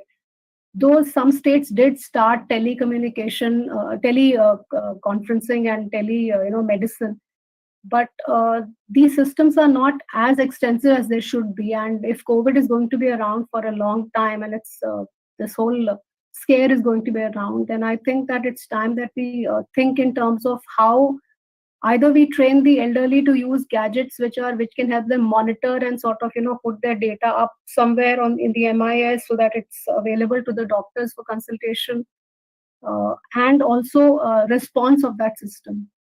So it's important that we think of those. Please wind up in 2-3 minutes, ma'am. Yes, sure, Adit.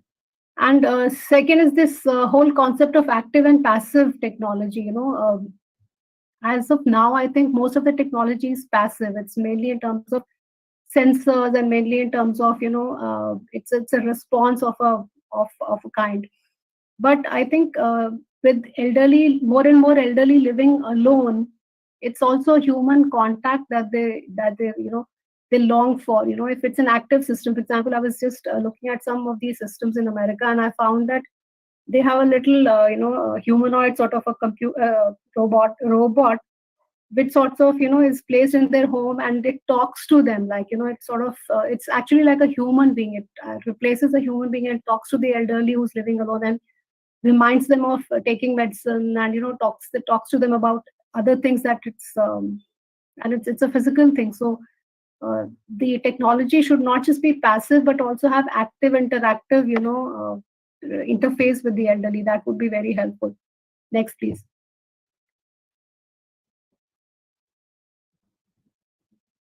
And yeah, I think I've made these points. Last point, I think, about acceptance, willingness, and ability and skill. These are points I think that any technology that is developed for the elderly should keep in mind. It's important that elderly accept, because at that age to learn something new is quite a challenge for them. If there's any sociologist here, they will sort of bear me out that getting elderly to accept new technologies is a slightly difficult job. So if that, while designing the technology, those aspects are kept in mind is important. Their abilities are kept in mind. Their skills are kept in mind.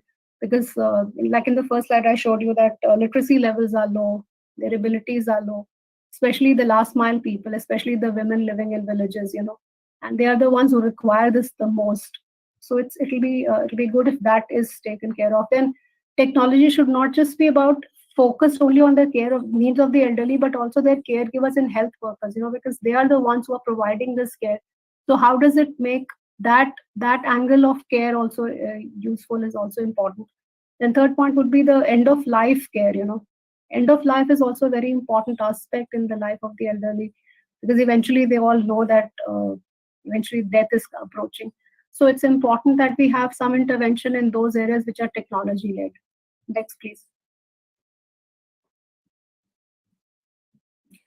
Yeah, this is like for futuristic solutions. I think life course and lifestyle approach should be adopted by those who are interested in dealing with technology and elderly. Because it's a life course and lifestyle approach which is important. Just developing devices will not help. It has to keep in mind all the socioeconomic factors of that elderly also in mind. It's important. And of course, it should be like like last point, the change in perspective and philosophy from pure welfare to independence and equity and participation, because these are the principles that are important when we are developing technology. Because people say technology is value independent, but I think that when products are developed, then these aspects play a very important role. I think that's my last slide. Thank you, Madam Anupama Datta. Thank you for giving us so much insight on the elderly care. And definitely, we need more and more technologies which make them independent rather than being dependent on others. So now I would like to invite my next speaker, who is Dr. R. Balasubramaniam from Grassroots Research Advocacy Movement. Dr. Balasubramaniam, he is a development activist and he is a social innovator. And besides this, he is a trained medical doctor and he is an expert in public administration also. And he will be talking about today on building rural economic clusters, a case study of tribal women entrepreneurs. So, Dr. R. Balasubramaniam, I invite you, sir, to share your experiences. Over to you. Yeah, looks like I'm not able to get access to the. Hello. Okay, let me just start off. Maybe you can present it on this side. Well, good evening, and thank you so much for having me here. I would like to just share a few thoughts in the presentation. Is not at opening about this whole concept of rural entrepreneur, and I just want to say that. Initially, want to sensitize all of you the typical mindset of most people, having been nearly for 4 decades in living with the indigenous tribal communities in rural Karnataka. I believe that most of us have a mindset about what it means to be from rural India, what it means to be a tribal, what it means to be poor. And this mindset is that we always, and the government, in my opinion, because of the various welfare schemes that either state or national governments have, they start believing that rural India has to be supported. Many of us even think poverty is only rural. So to demystify this, several years ago, and at the same time, we also believe that you cannot simply bring in an intervention which is going to change rural India overnight. It's a very gradual process, and so though the rural economic cluster I'm talking about is a product that can be seen today, it's an effort of more than 20 years of hard work. So these are basically tribal women who we have again tried to demonstrate that they actually can own units. Can you have my presentation, please? Because I don't think it's opening up. You're not, I don't have access, and you have to open it on your side. Gyan Prasad team, kindly help. Yeah. Somebody can present from the other side because it's not permitting me to open it here. Sir, it has been shared. No, but it's saying not allowed. Okay. Just keep going to the slide. I'm not going to talk from the slides. Next slide, please. I thought I'll save time and stick to 10 minutes. Okay. Essentially, this is not a rural development project. It's something very different. It's based on both rural and urban economies. Let's not forget that. And it believes in creating DNA of entrepreneurship for people. Now, why do I say rural and urban? Because normally when we say bottom of the pyramid, we think the rural poor are the bottom of the pyramid. Here, I look at the bottom of the pyramid as a consumer, and ask myself, what is it that rural Indians or rural tribal people can produce, which can get consumed or used up by urban economies? So we're piggybacking on urban consumption economy and the urban lifestyle. Next slide, please. You can be quick about it, so don't worry. So essentially, we are underutilizing a very powerful economic tool. I always believe that we're looking at rural India as just a unidimensional recipient of welfare and doles, but we're not seeing it as a kickstart of economic reform. With minor change in laws, I believe we can change this, and that's the only way to become a $5 trillion economy. And also, there are great opportunities now because there's so many programs of the government, whether it's Startup India, Stand Up India, the special stimulus package announced for SC/ST women. All these provide us enormous opportunities. If capitalized, can change the scenario. And the recent announcement of the government to set up a social stock exchange, which is going to happen soon, also gives us an opening how we can access resources. The next slide. And to me, this is a program which can be modeled either based on a food processing organization. Right now, it's because the legal process doesn't permit it. The only legal available entity is either Section 8 company or MSME or FPO. So we have registered it as an MSME. And the idea is that it should be both rural, it should be social, it should also be a business. So it must solve a local problem. So what problem we are solving is malnutrition amongst rural and tribal women. We are also working with women. Young people become marketing agents. The rural poor benefit. Farmers are accessing, instead of going to distant markets to sell their produce, can actually sell it to the processing unit on their doorstep. So whether it is government, panchayat institutions, which can gain taxes from these people, community with benefits, and the NGO which also supports them, and the entrepreneurs, everybody is a stakeholder. We don't even call them shareholders, they're all stakeholders. Next slide, please. So the conventional business disadvantage is the rural poor. The ease of doing business, many of you may not know, it usually takes only 3 cities into account: Mumbai, Bangalore, and I think Noida or Delhi. And that is not the way you calculate ease of doing business. If you really want to understand Indian ecosystem, try setting up a business in rural India. With all our connections, social capital, and network, it took me 18 months to set up this unit for rural women. Government somehow seems to trust an NGO or trust me, but they would be unwilling to trust a rural tribal woman because they would think that she can't do it. So we have demonstrated it can be done, and successfully for the last 4 years, we have been able to sustain a profitable unit. So this builds the local economy, whereas the regular business does not build it. It only looks at rural economies as consumers. Here we look at rural economies as producers of wealth. It's a land-based economy. Very clearly, it's land-based. And next slide, please. You can be quick about it, don't worry. So this is a unit called Prakriti. These are the tribal women doing there. These are products. The products stand up to all quality standards. They're FSSAI registered. I thank the earlier presenter to talk about millets. These are based on millet. The 12 basic products. The technology and support comes from Central Food Technology Research Institute. Luckily, it is located in Mysore. Initial capital costs came from napkins and other charitable donations, but now it is all the running expenses. OPEX is completely sustainable by these women. These 14 women are the owners. They are not just employees there. They give themselves salaries. They also, rest of the money they store as dividend. Now, these are products right from infancy as a supplement to food for children, for neonates, to pregnant women, to adults, even chickies fortified with ragi. They do all kinds of things. Right now, they're in this transitional stage of ownership. Next slide. So what does it mean? So when you're selecting a unit, we got to look at what is growing locally. You cannot put up a ragi unit in a rice growing area or a rice-based unit in a ragi growing area. This is an intense ragi growing unit. Ragi was coming down. This is a wild animal problem area, Bandipur National Park area, full of tigers and elephants. So we got to be very careful. Select your product. First, create your marketing place. Look for finances. Set up the manufacturing unit. Have a very good sales team. Right now, the women have themselves hired a CEO themselves. A full-fledged CEO is appointed by them, a person who's done his master's in business, and he looks at, this is placed as a superfood. It is not placed just as a snack. So the rural India, these women are the ones who know how to make. They've been working in the kitchens all their lives, and so they are all people, without being a feminist, that's the reality of rural India. And they know everything to make with ragi. They don't have to be told. They only have to be taught hygiene. They have to be taught business. They have to be taught how to keep books. But then they make the snacks for the children anyway. So we thought, let us use a product for which training and technology transfer is not going to be very difficult, whereas there's a huge market. Now, ragi has become a fashion food, a superfood. Millet-based industry is growing. So why not these women do it themselves? Local farmers benefit. They get the money same day into their bank account, and the women pay them the same day.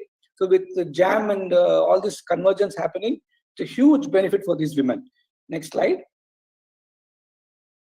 So what have we done? What are the challenges we face? And these are challenges, unless it's systemically solved by the government of India or the state government, it cannot be solved. Despite all the budget support, etc., funding is a big challenge. The system doesn't still treat the women with the same respect and dignity that they would treat the Kiran Mazumdar or Sudha Murthy from Bangalore. The rural woman means she's a woman who can't afford to pay back. And this is a huge challenge. When we apply for a loan in the NGO name, they're more willing to give. But if you apply for a loan from the women collective name, either federation or the self-help group or the women who registered as MSME, no banks want to support you. Rural areas, electricity access, anything dependent on power. Without power, we can't manage. It's a huge challenge. We still continue to face the challenges. Huge problems with filings and licenses. The government system, bureaucracy really is a challenge. It can put off any rural woman, discourage her, because every time she has to come to a city to apply for a license. And that itself is going to apply for a FSSAI license. Itself is a long process. Applying for a brand licensing, applying for a logo registration. Everything is a process for her. And then amongst themselves, women don't trust themselves. They don't trust women from other tribal communities. So we had all these challenges. Next slide. Next slide, please. So what are the benefits despite all the challenges? We suddenly found women not only are economically empowered, they're socially empowered, they get a lot of respect, they're able to carry themselves with a lot of dignity. And I was hearing Mrs. Anupama talk, the same challenges the elderly have, we seem to have very similar opinions about tribal women. And we only think that they're people designed to live in a forest, but we don't understand that they have to integrate because forest is no longer available for them. So today, this has provided them economic stability. It has given them each other that kind of a hand-holding structure. I am there for you, you are there for me kind of a feeling. And women from different backgrounds, there are at least 4 different anthropological tribal groups in this 14. And they're able to get along so well. They're actually a model for how they can live together. Next slide, please. So what are the general principles? I thought, and we didn't stop at 1 unit. We now have got 4 units located in different locations because the market is so much that we're not able to produce enough for the market. We sell on Amazon, we sell on Flipkart. Now we are stopped because we're not able to meet the online demand. We're only doing local supply. So hub and spoke model, it is a business embedded in the community and it has to meet both rural and urban demand. Pricing is different, producting is different, packaging is different, there are a lot of differentiators. It has to meet a social need. It's not just earning money. It has to solve malnutrition. The hub serves as a principal anchor institution. And I'll later on tell you what are the things a hub can do. We don't believe villages are inadequate. Our philosophy is we believe in the abundance mindset. We have enough to give and share. We never say we don't have enough. We don't say we don't have enough skills. We don't say we don't have enough money. The only thing we say is we don't have enough electricity. But otherwise, everything else we say we have enough in plenty. We look at community assets. We don't look at what communities don't have. We don't look at community deficits. And we are very clear it's market oriented. Just because it's tribal doesn't mean they shouldn't work for a profit. Next slide. So what are the learnings we have from the demonstrator, which we took it up to the hub? What went right, what went wrong, the people, the organizations, all the statutory regulations. I already spoke about some of them. Next slide, please. So what did we gain? After 3 years of running this, why do I think this is the way forward for India? First is we can make profits. We have shown that women can own a company. We have shown that women can easily operate on their cell phone their bank transactions. These are women who studied in the school that we run. They become adults now. So they, with little education, with mathematical knowledge, they can manage business.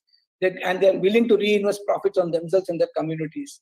The social contribution, reducing the cost of poverty itself. It's creating rural wealth. It promotes GDP. It enhances market penetration. It's huge opportunity for rural Indians to understand that they can sell products in urban India. It reverses the entire feeling of power and the dynamics that I have to only receive goods and services given to me. Two, people consume what I make. That's a big difference.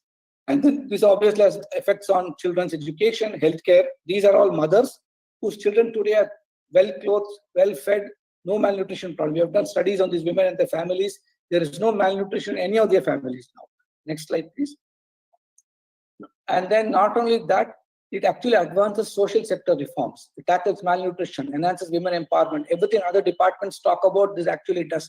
Reduces migration. Remember what happened in the migrant crisis for COVID. These women had no problems. They never stopped working. They maintained social distance in their colonies. They're anywhere hygienically dressed because it's a food industry. And they were able to manage it. It integrates all government programs. The Prime Minister keeps talking about this. I think we need to demonstrate a model, and this demonstrates a model. It integrates all this, and it is in line with Atma Nirbhar Bharat. We even have a part of the economic cluster. We have a tailoring unit. The marketing happens on the TriFed website. It's called Totally Tribal. Our clothes are sold in America. We have a regular sales unit. Palazzo pants get sold in America, and it shows how India can actually change the scenario. Agriculture is inefficient. That's the reality of India. Karnataka is no different. If you release labor by making agriculture efficient, you actually have to redeploy them in something gainful. And that's what we have done. We have redeployed these people into this economy.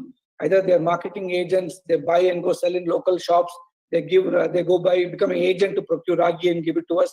Different ways in which they engage. Next slide, please. So what do you have to keep in mind when you create a cluster? Without a cluster, the model can fail because they need the support of each other. You need a strong self-help group movement in that area. They must be reasonably mature. You must believe in building human and social capital for a reasonably long period of time. The demographics matters. Young women with at least 8 to 10 standard of education matters. They're a little open. They're used to meeting in groups. They're used to negotiating with their mother-in-law why they should go to a meeting, etc. Between the groups, if they're homogeneous, it's better. If they're heterogeneous, you need to have the dynamics managed. You need infrastructure. And the distance from the hub to the other spoke units matters. Next slide. What does the hub do? Next slide, please. So, but what the challenge is, the legal status. Is it an MSME? Is it an FPO? Is it a cooperative? And now with the government considering social stock exchange, if they actually bring in a law to call a social enterprise, these are the ideal organizations to become a social enterprise. Like I said before, right now it's an MSME, but we are exploring FPO option now that FPO has also got governmental support. Next slide. So what is the role of a hub? It's extremely critical to make this in clusters because the hub has to be an anchor. It has to provide, because women can get demotivated, social tensions can affect them. Sometimes markets go down, sometimes markets go up. There are delays in bank, there are processing problems. If the bank server goes down, they don't get their money that evening, so it becomes a challenge. Small thing like that can become a major challenge for them. You need a system to support them during those issues. You need one single mechanism for administration and finance. These are very technical issues. Submitting returns, maintaining all this. So every unit doesn't have to learn this. The hub does it for them at a small oversight cost. We have a centralized supply chain management system. A central hub procures and gives it to all the women. They draw the supplies from this central warehouse. And this central hub also does all the R&D, interacts with CFTRI, interacts with other scientists, takes inputs, transfers technology to the women. So those responsibilities are taken on by the hub, which is supported by the NGO, and therefore it works very well. The next slide, please. So, like I said, ensuring quality, because urban India will not buy a product just because a tribal makes it. They may buy it one time, but they'll never buy it again and again. Unless you're absolutely competing with the Nestle's, the Amuls, and all these industries of the world, you cannot expect them to buy your product. You have to build capacity and train. You have to co-house. We do semi-prepared, the hub prepares semi-prepared materials so the women can do more of conversion and value addition and everything. And there's a small revenue that each unit pays the hub. The hub is also a risk mitigator. It acts as a safety net and cushion. In financial crisis, they extend temporary loans to the spokes and then take it back when their situation improves. And this is how economic cluster needs to be created. It is not a new concept, but for India, it is going to be new mainly because we don't trust rural India to create wealth. With a little bit of support from urban India, especially scientific India, the CFTRS community and other CSIR institutions, by taking lab to land, trusting our women, demystifying the stereotype that they can't run it, we can actually create entrepreneurs. So what we have done is not creating an entrepreneur alone. We have brought in the dynamic of what happens when a woman becomes a principal wage earner. This is something new in the rural areas. We build on what people know, not what people need to know. Then you have to create a system about how do you provide support for things people don't know. And only then this economic cluster can become a success. So when science marries society, I think change can happen. Thank you so much.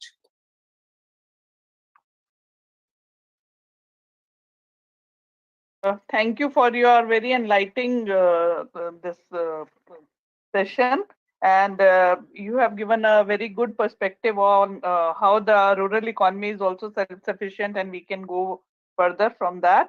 And now I would like to invite Shri P.N. Nayak from Deshpande Foundation, and he is the Chief Operating Officer of this organization, who is this organization is active in building ecosystems that nurtures innovation and entrepreneurship.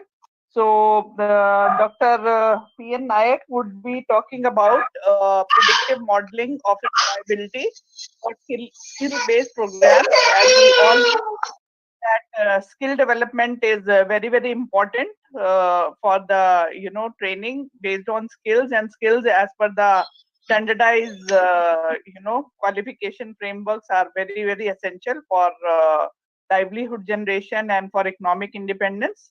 So over to you, sir. Shri Nayak ji, Dr. Nayak. Yeah, thank you. It is just Nayak. There is no doctor preceding my name. So yeah, good evening, everybody. I'm from Deshpande Foundation.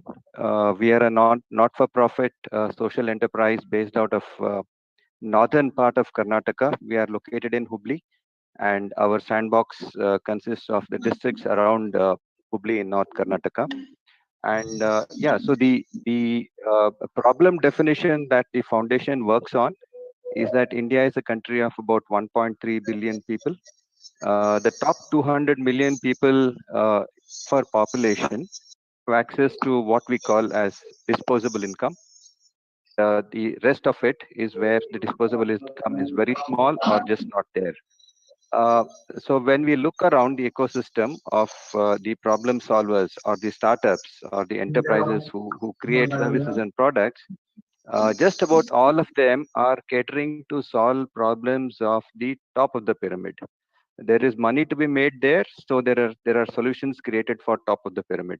But when it comes to bottom of the pyramid, there are simple problems, but not too many solutions being created, and very simple. There's no money to be made, and it's left to the government to handle through whatever government programs is what they're the only ones who seem to be working there.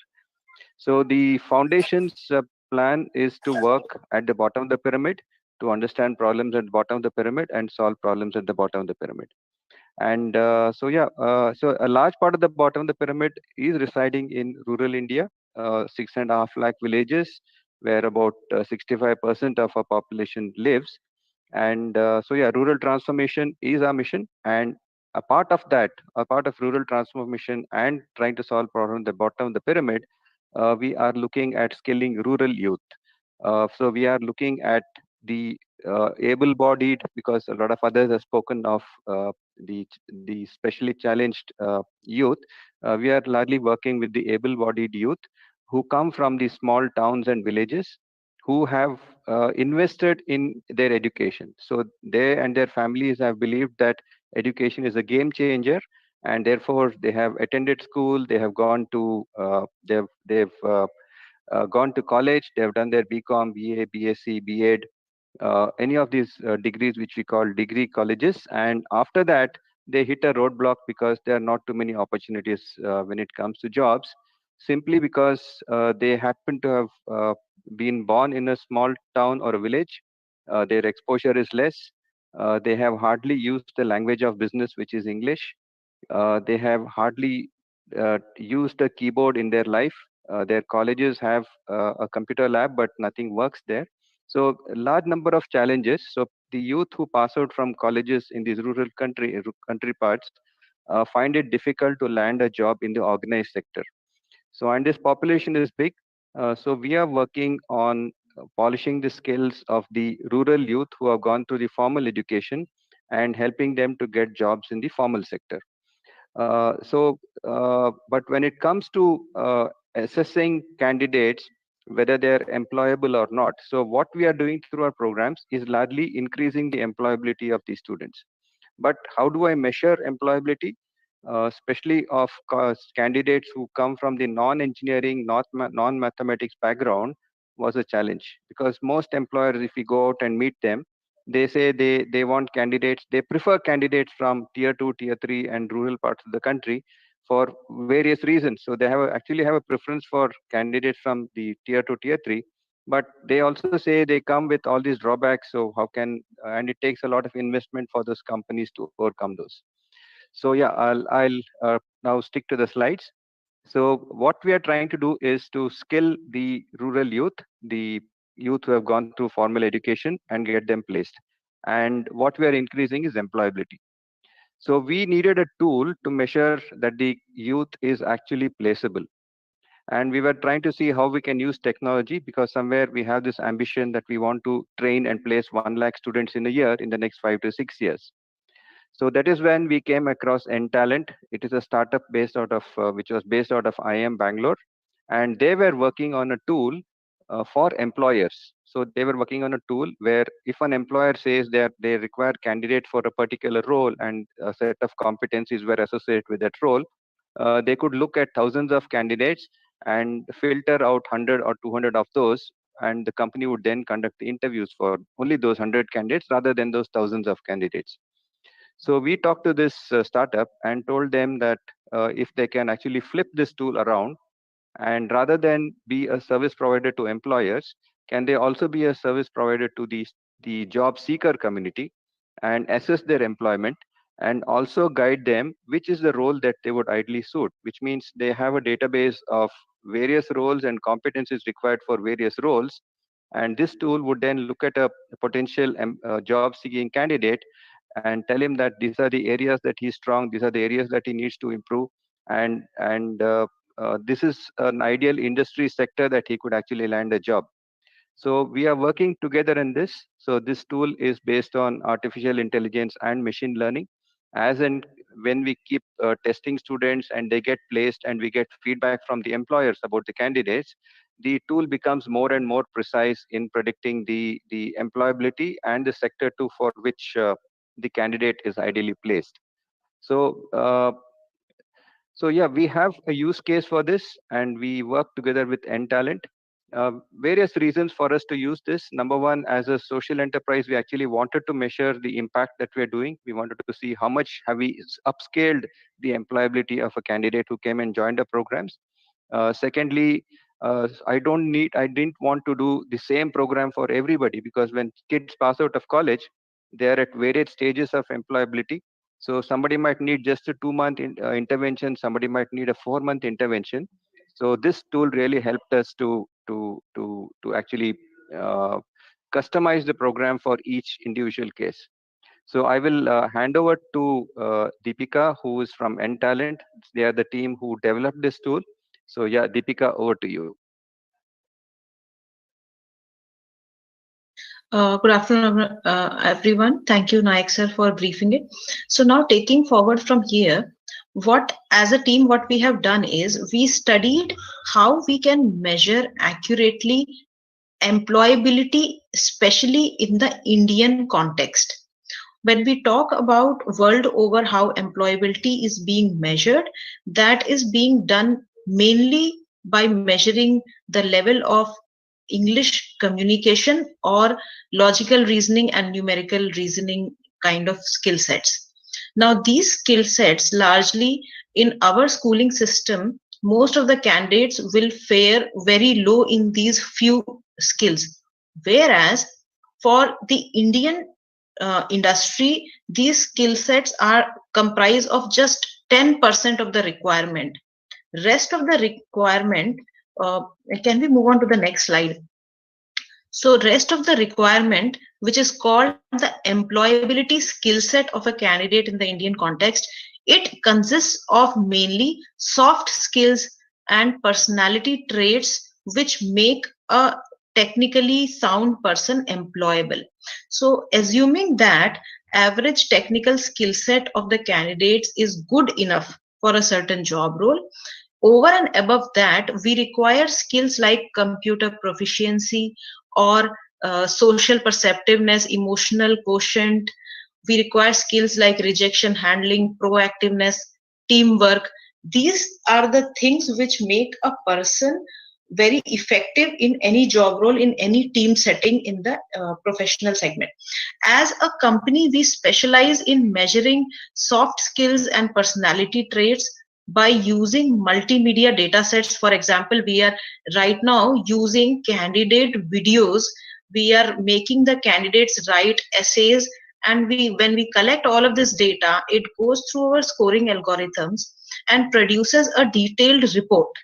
Now, this report will consist of an average score for for a certain cohort and what is the ranking of that particular candidate.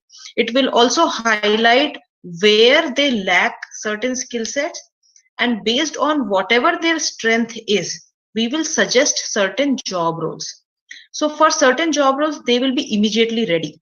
But maybe for the next few job roles, they may need some months of training. So when this is made clear, the training organization, which in this case is the Deshpande Foundation, they can identify which candidates need training on communication and which are the other candidates who might need some more technical training. So it helps them divide the whole cohort into segments. Next slide, please. So here we have combined the measurement of technical skill sets along with the soft skill set, and like you can see on the screen how it helps us to differentiate between two candidates.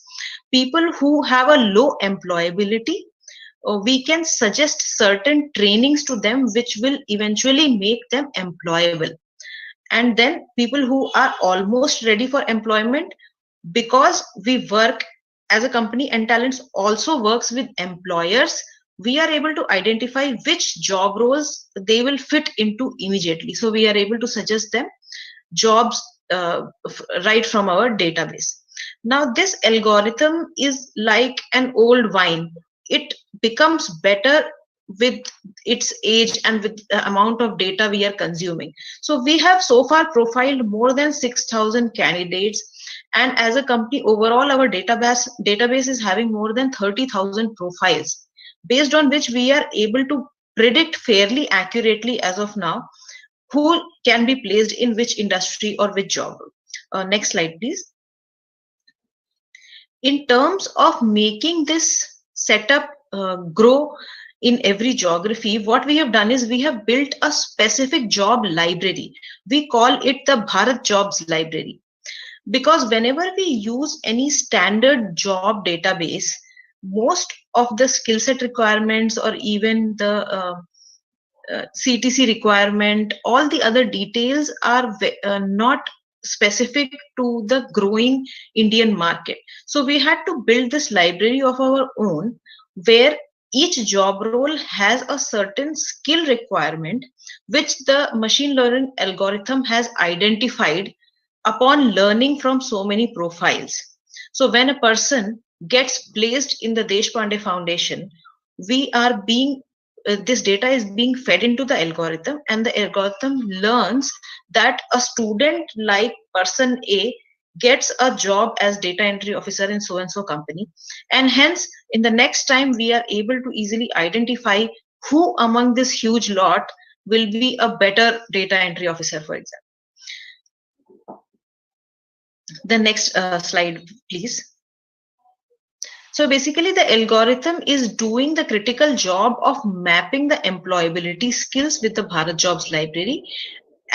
At the same time is using the multimedia data to accurately come up with the employability scores and the skill scores. So far what we have done is, if we consider the per candidate CTC placements, and when we calculate overall, we have been able to place candidates and generate an income of around 4 crore per month with the amount of candidates that have gotten placed so far. We've done more than 4,000 placements of candidates who have been profiled through the N-Talents tool. And in the next 2 years, with the kind of pace that we are growing, and especially after the COVID, we have seen that there is a 60 to 65% rise in the number of recruiters who are willing to use a tool for their recruitment suggestions. So large companies like Glenmark Pharmaceuticals or MCure Pharmaceuticals, Religare Insurance, who are a set of our clients, they have now started to ask us whether we can also suggest them candidates who are placeable and candidates who can possibly work from home. Because we have a skill profile of all the candidates, and the algorithm can suggest which candidates are better fit for a work from home situation as well, based on their digital proficiency skills. So that's a new opportunity that we have identified in the last 3 months duration, and we are very positive this trend is going to continue for another year or two. So in the next 2 years, more than 50,000 placements is what the tool, what can be done through the tool. Next slide, please.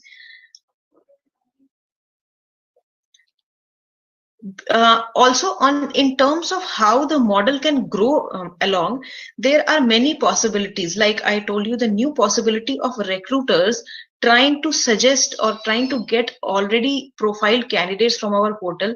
Recruiters are using the tool in 2 ways. One is just assessing the candidates. The other is taking the candidate as such, and they would pay the sourcing fee.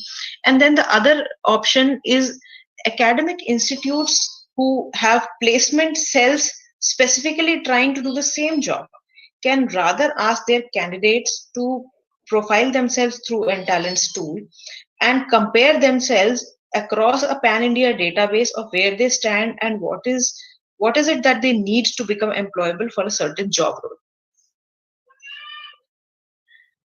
role. Next slide, please.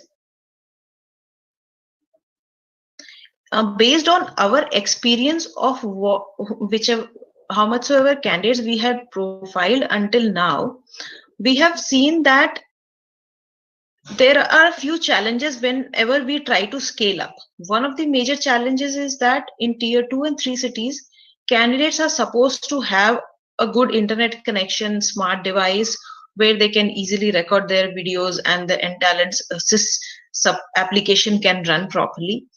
And the other one is that our AI model needs to be trained whenever we change the cultural geography. For example, when moving from South India to North India, there is a certain difference in behavioral traits and also the way people communicate. Hence, we have to benchmark our training model again and again.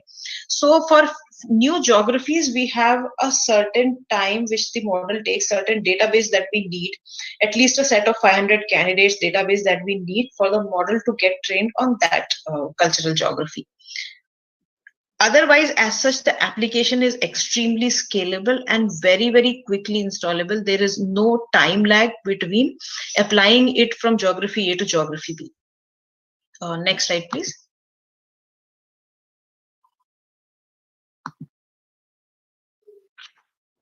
In terms of collaborating with other organizations, we see a huge opportunity where our database of skilled profiles is getting larger and larger every single day. At the same time, we are also growing the library of our Bharat Jobs skill sets, and therefore as a company, we look at both the sides. So we see a huge opportunity in colleges who are trying so hard to place their students, and also at training institutes who are training students to make them employable. Companies and colleges can come together and use the skilled profile database for both of their benefit. So eventually a centralized database, if it can be created for a pan India kind of scale, it is going to extremely benefit the candidate, and that also the cost impact is not coming on the candidate. That is the largest benefit out of this business model which we have experienced, because candidates coming from tier 2 and 3 cities might not be immediately able to invest in their own skilling. So here in this case, it is the burden of creating a tool or running this tool is not coming on the candidates. It is coming on recruiters who are willing to contribute towards finding better candidates. Because as Nayak sir told, candidates from tier 2 and 3 cities are 3 minutes. yeah. Yeah, this is my last slide. So candidates from tier 2 and 3 cities, even based on N Talent's insights, are proven to have better achievement drive and better motivation levels. So there is a huge motivation from the recruiter side to push an innovation like this. So yeah, that's all from my side. This was my last slide. Thank you so much, everyone. Thank So you. one final word, Ms. Puri. Yeah. So in terms of being fair to candidates, so because there are jobs of various types, paying different levels of salaries, requiring different competencies, and at the same time there are students who come with different abilities and talents. So being fair is not just about placing most of them or all of them, but also trying to make sure that the candidate with better competencies and better talent gets better opportunity. So this tool is really helping us look at candidates, especially when we want to scale to a level of 1 lakh per year. The manual human intervention is not going to work out, and therefore this tool will be a critical component of our growth strategy. So from the foundation. So yeah, thank you to all for listening to us and being part of this event. Thank you, Shri Nayak and Madam Deepika, for giving us an insight on the new tools for the human resource development and proper identification for their suitability, especially in the new COVID scenario where work from home is the new normal. So with this, we are coming to the end of the panel discussions also. And now I would request if there are some quick questions from any of the audience, then which we can put to the speakers. Otherwise, we will be concluding. And it was the last session on the social infrastructure sector, and we have seen that how the trainings and how the empowerment is, being done by different kind of enablers. People are working in the tribal areas, in the villages, and everybody is promising. Giving them a right ecosystem is the key buzzword. So, are there any questions from the audience? Yeah. I want to say something. Sure, ma'am. Hello. Yes, ma'am. Two questions from my side. One is for Deshpande Foundation. While you are measuring their employability or the skills and all you are measuring, are you also measuring the personal traits?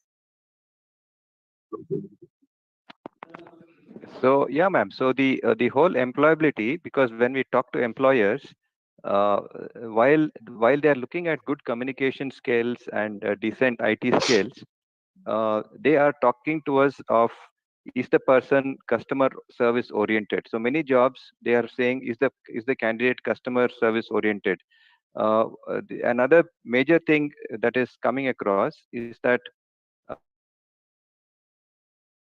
unfortunately, we can't do much about this.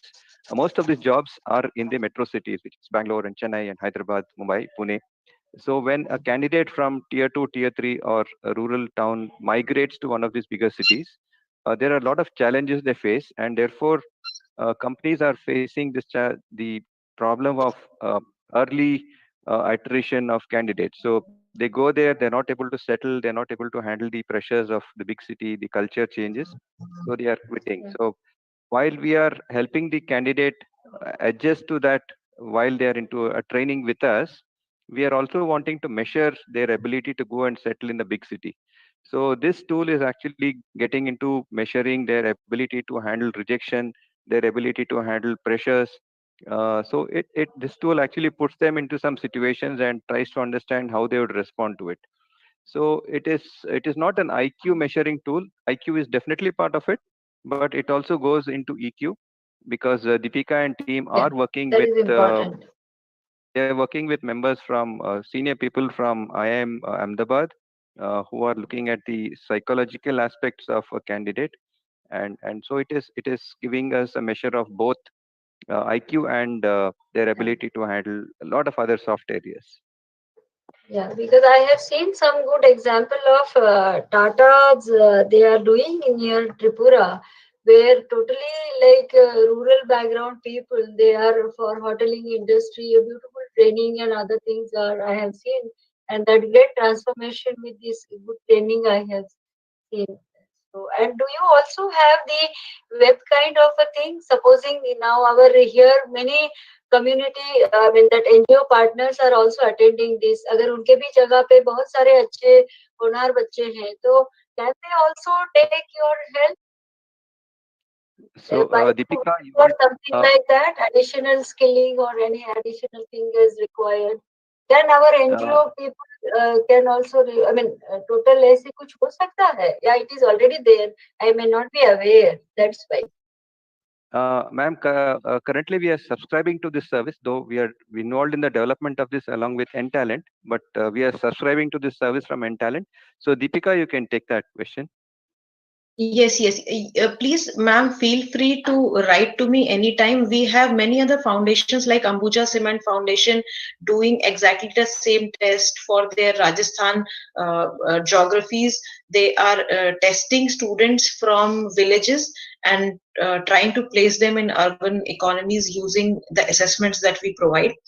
So we provide the same tool that we have developed along with Deshpande to other NGOs or foundations who can possibly take benefit out of what we have developed. So please feel free to write to me at deepika@ntalents. I will be happy to help you. Yeah, thank you so much. And what I wanted to ask Dr. I have asked in the chat box, but still I would like Dr. Balasubramaniam to really elaborate on this thing, because the same question, I mean, the way you have told about the, getting the loan, the difficulties in getting the loan and other venture capital, all this kind of thing. This is a very important kind of thing, though everybody knows, but the problem knowing is not the end to it. How we can solve, since we all here from PS's office, I am here, from DST we are here. So as a government thing, what do you think specifically we should do? Because when your MSME is backing, all government schemes are backed by, how can we make that change? Maybe that step policy work is also going on, or through our honorable PSA, Dr. K. Vijay Raghavan, we all can discuss and maybe some change. I was just thinking, because here we are all there. So I would request you to please comment on this, Dr. Balasubramaniam. Thank you, Madam Ketki. This is something very important. I think I'm glad you brought this up, because time and again we've been repeating the same problem but with no solution. And we have been trying to meet people. I even had a long interaction with the Honorable Finance Minister. So I have actually drafted a policy brief for government, and I'll be very happy to share it with you. And clearly identifying the gray areas which has to be addressed. And I believe it can only be addressed through separate legislation, and the legislation to incorporate guaranteed services as part of the things for rural social enterprises, where the electricity department is mandated by law that within 3 months of application, they must give a connection, or they must explain, or there must be like in NREGS Act, there must be like unemployment allowances there. There must be a situation where they have to pay for the loss of business. Similarly, local Gram Panchayat and their responses, all the bodies which are conducted, district industry center, anybody, the local Jila Panchayat, every single body which is connected to this enterprise has to be held accountable and responsible by a timeline. So in Karnataka, we have something called Sakala for the dispensing of services. So we are asking the government of Karnataka to include such units. But the problem is we don't even have. Sorry? Please repeat again. I lost you. We are asking the government of Karnataka to include this set of services also under the Sakala Act. That way we can actually go to the local electricity engineer or go to the Gram Panchayat public the development officer and demand services. But the challenge is there is no legitimacy of this unit right now. Secondly, the women have to be provided tax incentives. See, we are continue to be under all the taxation laws of the country, whether it is GST, etc. If you are starting a rural unit, especially by women, the government should consider giving tax subsidy. We can give Toyota tax subsidy for setting a factory near Bangalore, but we don't want to give a tax subsidy for rural women or tribal women in rural India. So these are dichotomies which has to be addressed. And I think if DST takes it up seriously with either Finance Ministry or the PMO, we can definitely see some changes in this. I can share a note with you, madam, whatever be written down and documented. We are not hearing you, madam. I think you are. Thank you, sir. Thank you. Sir, Dr. Indu, I have only one question. Can I ask? Sure, ma'am. Just one question. To all these people, those who have done excellent work in this physically disabled or the challenged thing, my only question to all of you could be, without wasting much time, that how this Ministry of Social Justice and Empowerment, they also have not many,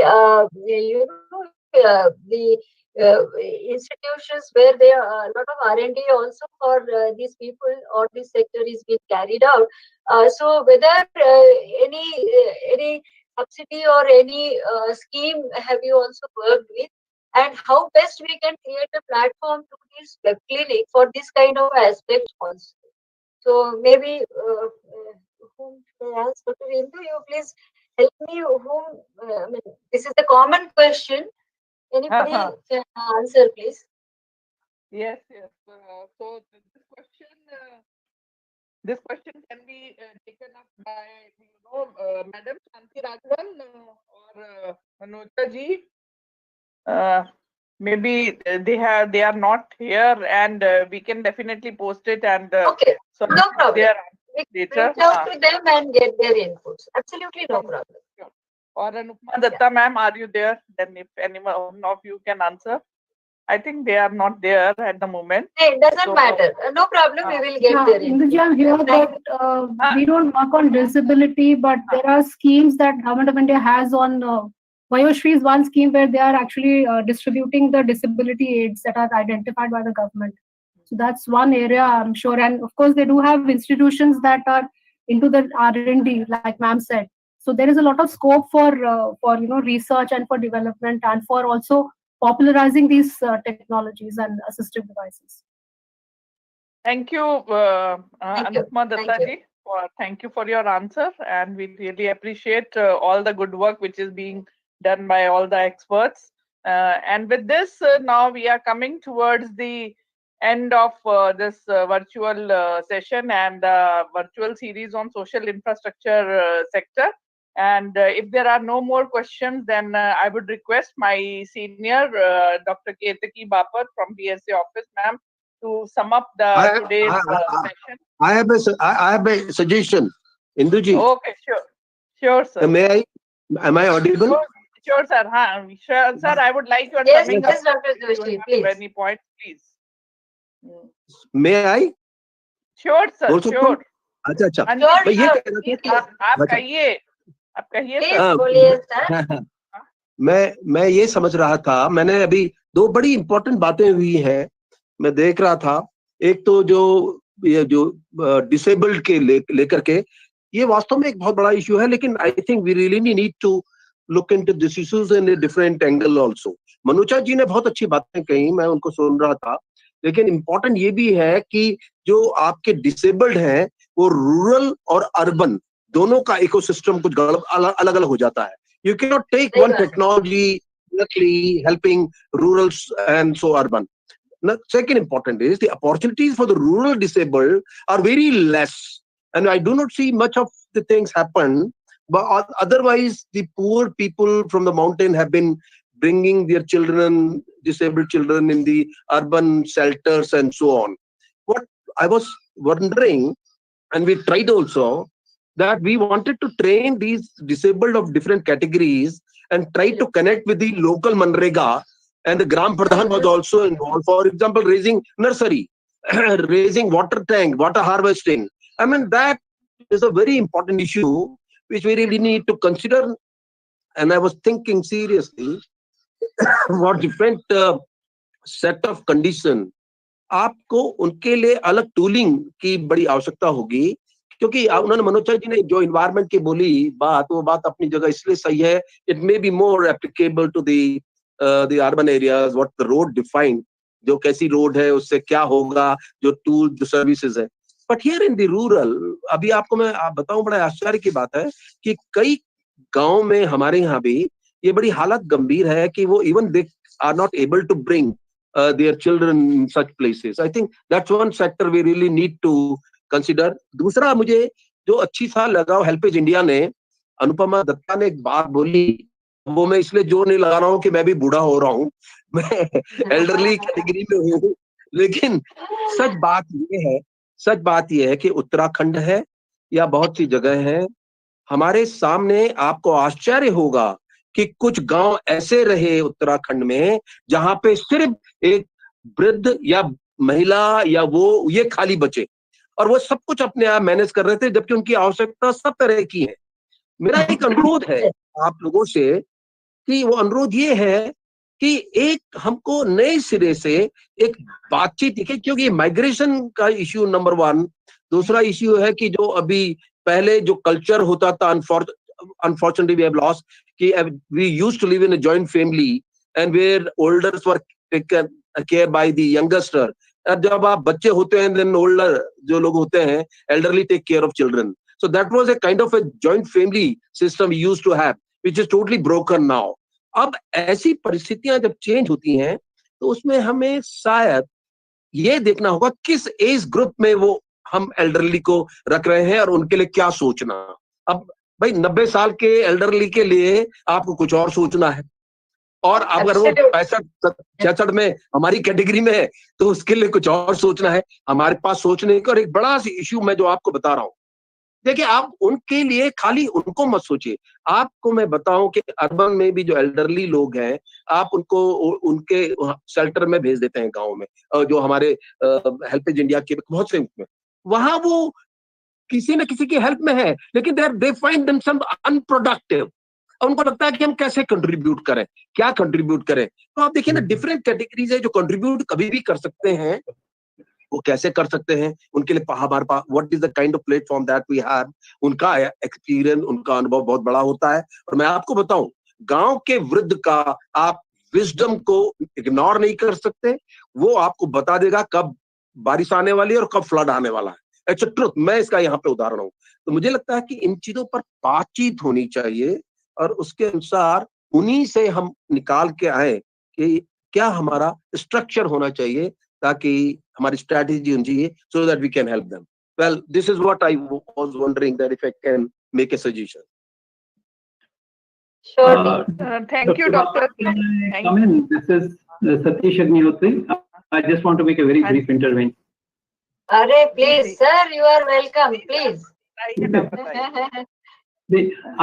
No, my entire idea was to just listen to the presentations, because I don't want to make interventions at this stage, but collate it and make a separate submission.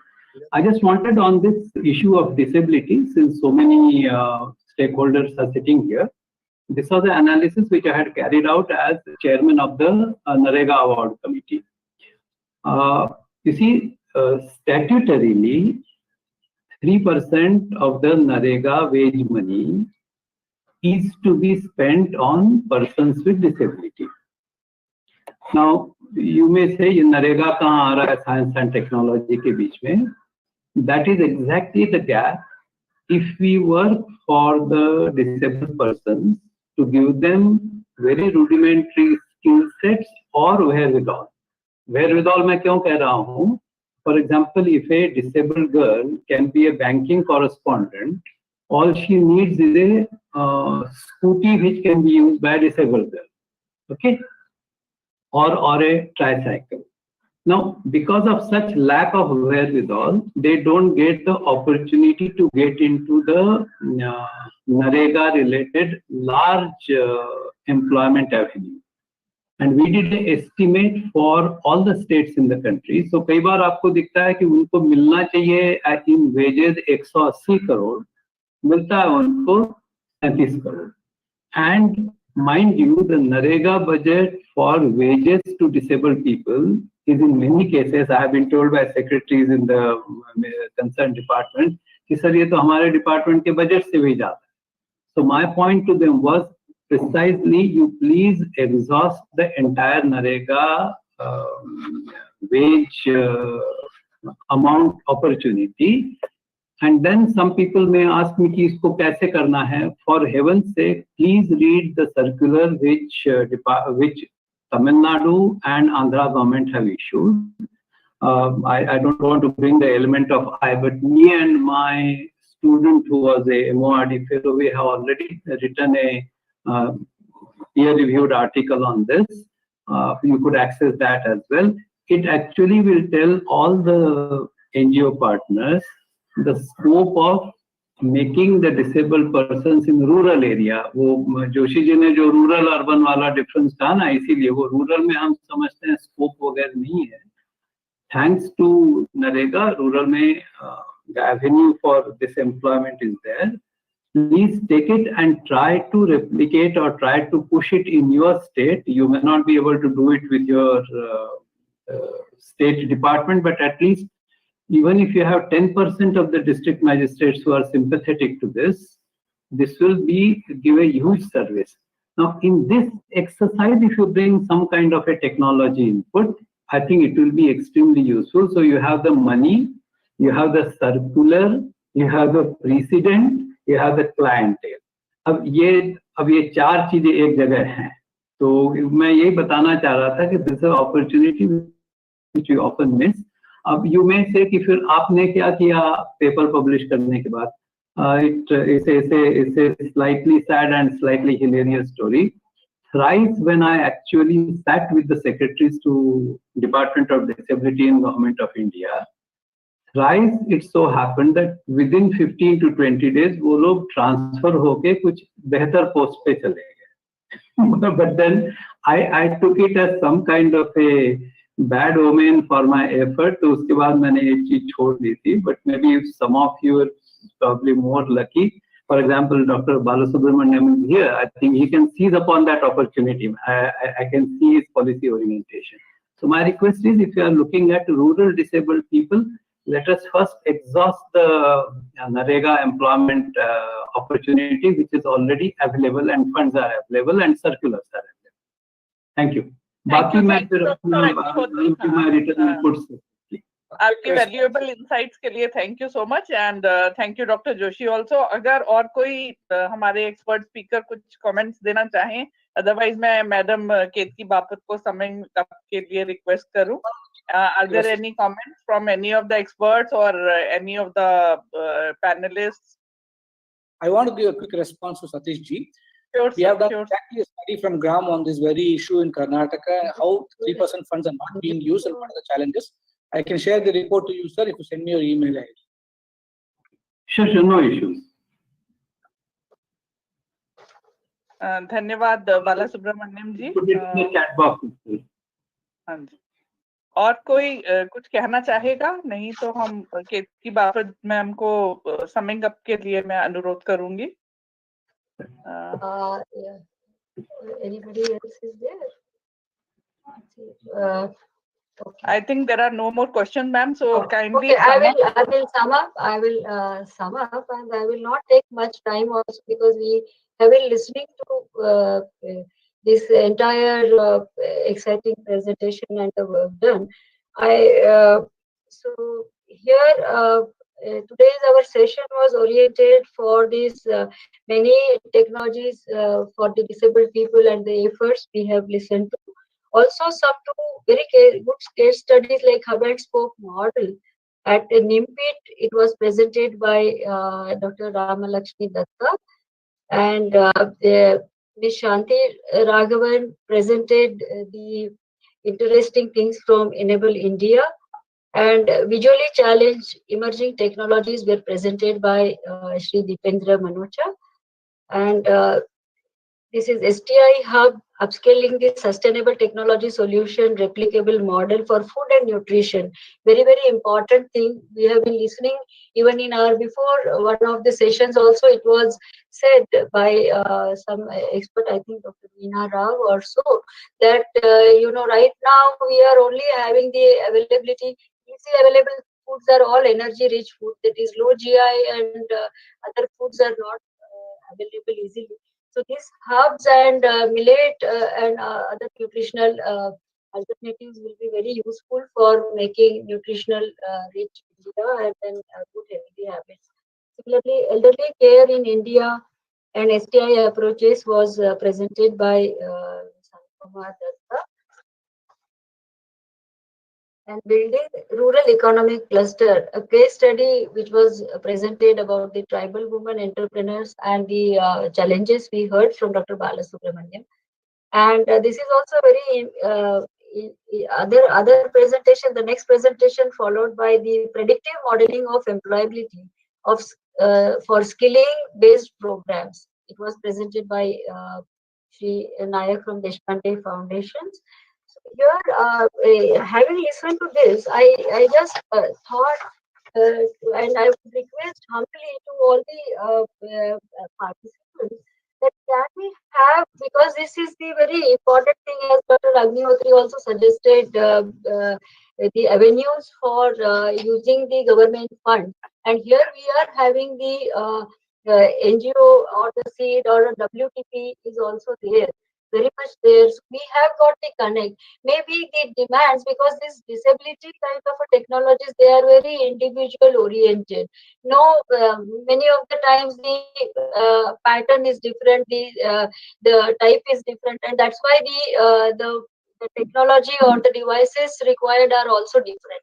So, is it possible for us to get some demands that okay, even rural में हो या urban में हो, इस तरह से ये लोग हैं और इनको इस तरह से ये चाहिए, because I am sure we have the connect for even institutions बोलिए या कोई the tool factories बोलिए, MSME बोलिए, हमारे पास सब कुछ तो है. So and DST is also there. So this web clinic, do you think we can add as a contributor if we are getting the good demands? We can collect them and can we work it? So that is my question. I also request to put your thoughts in our website or something to process. We can take a proper action and maybe little later, so that we can create something. Because I am also not seeing any this kind of a platform anywhere that these are the technologies of the shelves are available. So I think it will be, in my opinion, it will be very good. If you feel so, we can all come together and do it. So that is what I want to say. And again, I want to thank everyone. Let us take this flag further up, and that's why we will become Atma Nirbhar. Thank you all for attending. Thank you, Dr. Indu Puri, for excellent conduct. Thank you all. And also our back-end team, Dr. Uma Malik, Vigyan Prasad team, and also Dr. Anuradha, Dr. Suni, everybody. I mean, otherwise it is not possible. And also Dr. Devapriya Datta, who is always a guiding force. Thank you ma'am, धन्यवाद आपको भी बहुत बहुत. और मैं इसके साथ अपनी पूरी टीम को धन्यवाद देना चाहूंगी. सबसे पहले केतकी मैम को, फिर डॉक्टर देवप्रिय दत्ता जी को, सारे एक्सपर्ट्स और पैनलिस्ट को, सुनील जी को, और अपनी अनुराधा मैम और उमा मलिक मैम और विज्ञान प्रसाद से पूजा जी, प्रभात रंजन जी, किनकिनी मैम, सभी लोगों के एफर्ट से, रुबाब जी के एफर्ट से ये संभव हो सका. And I invite you all to the next week's web clinic series on 3rd and 4th December on cross-sectoral areas. And any questions you can put on our website, and this was just the new beginning, and इसके कारण हम सोच सकते हैं कि हमारी networking होगी and we will be able to upscale many promising technologies. So with this, I'm going to conclude this session, and thank you all. Thanks for your inputs, and thanks for your expert comments, and thanks for your talk. And, thank you, madam. Thank you all. Thank you, everybody, for giving this opportunity. Thank you, Ji. Thank you. So signing off now.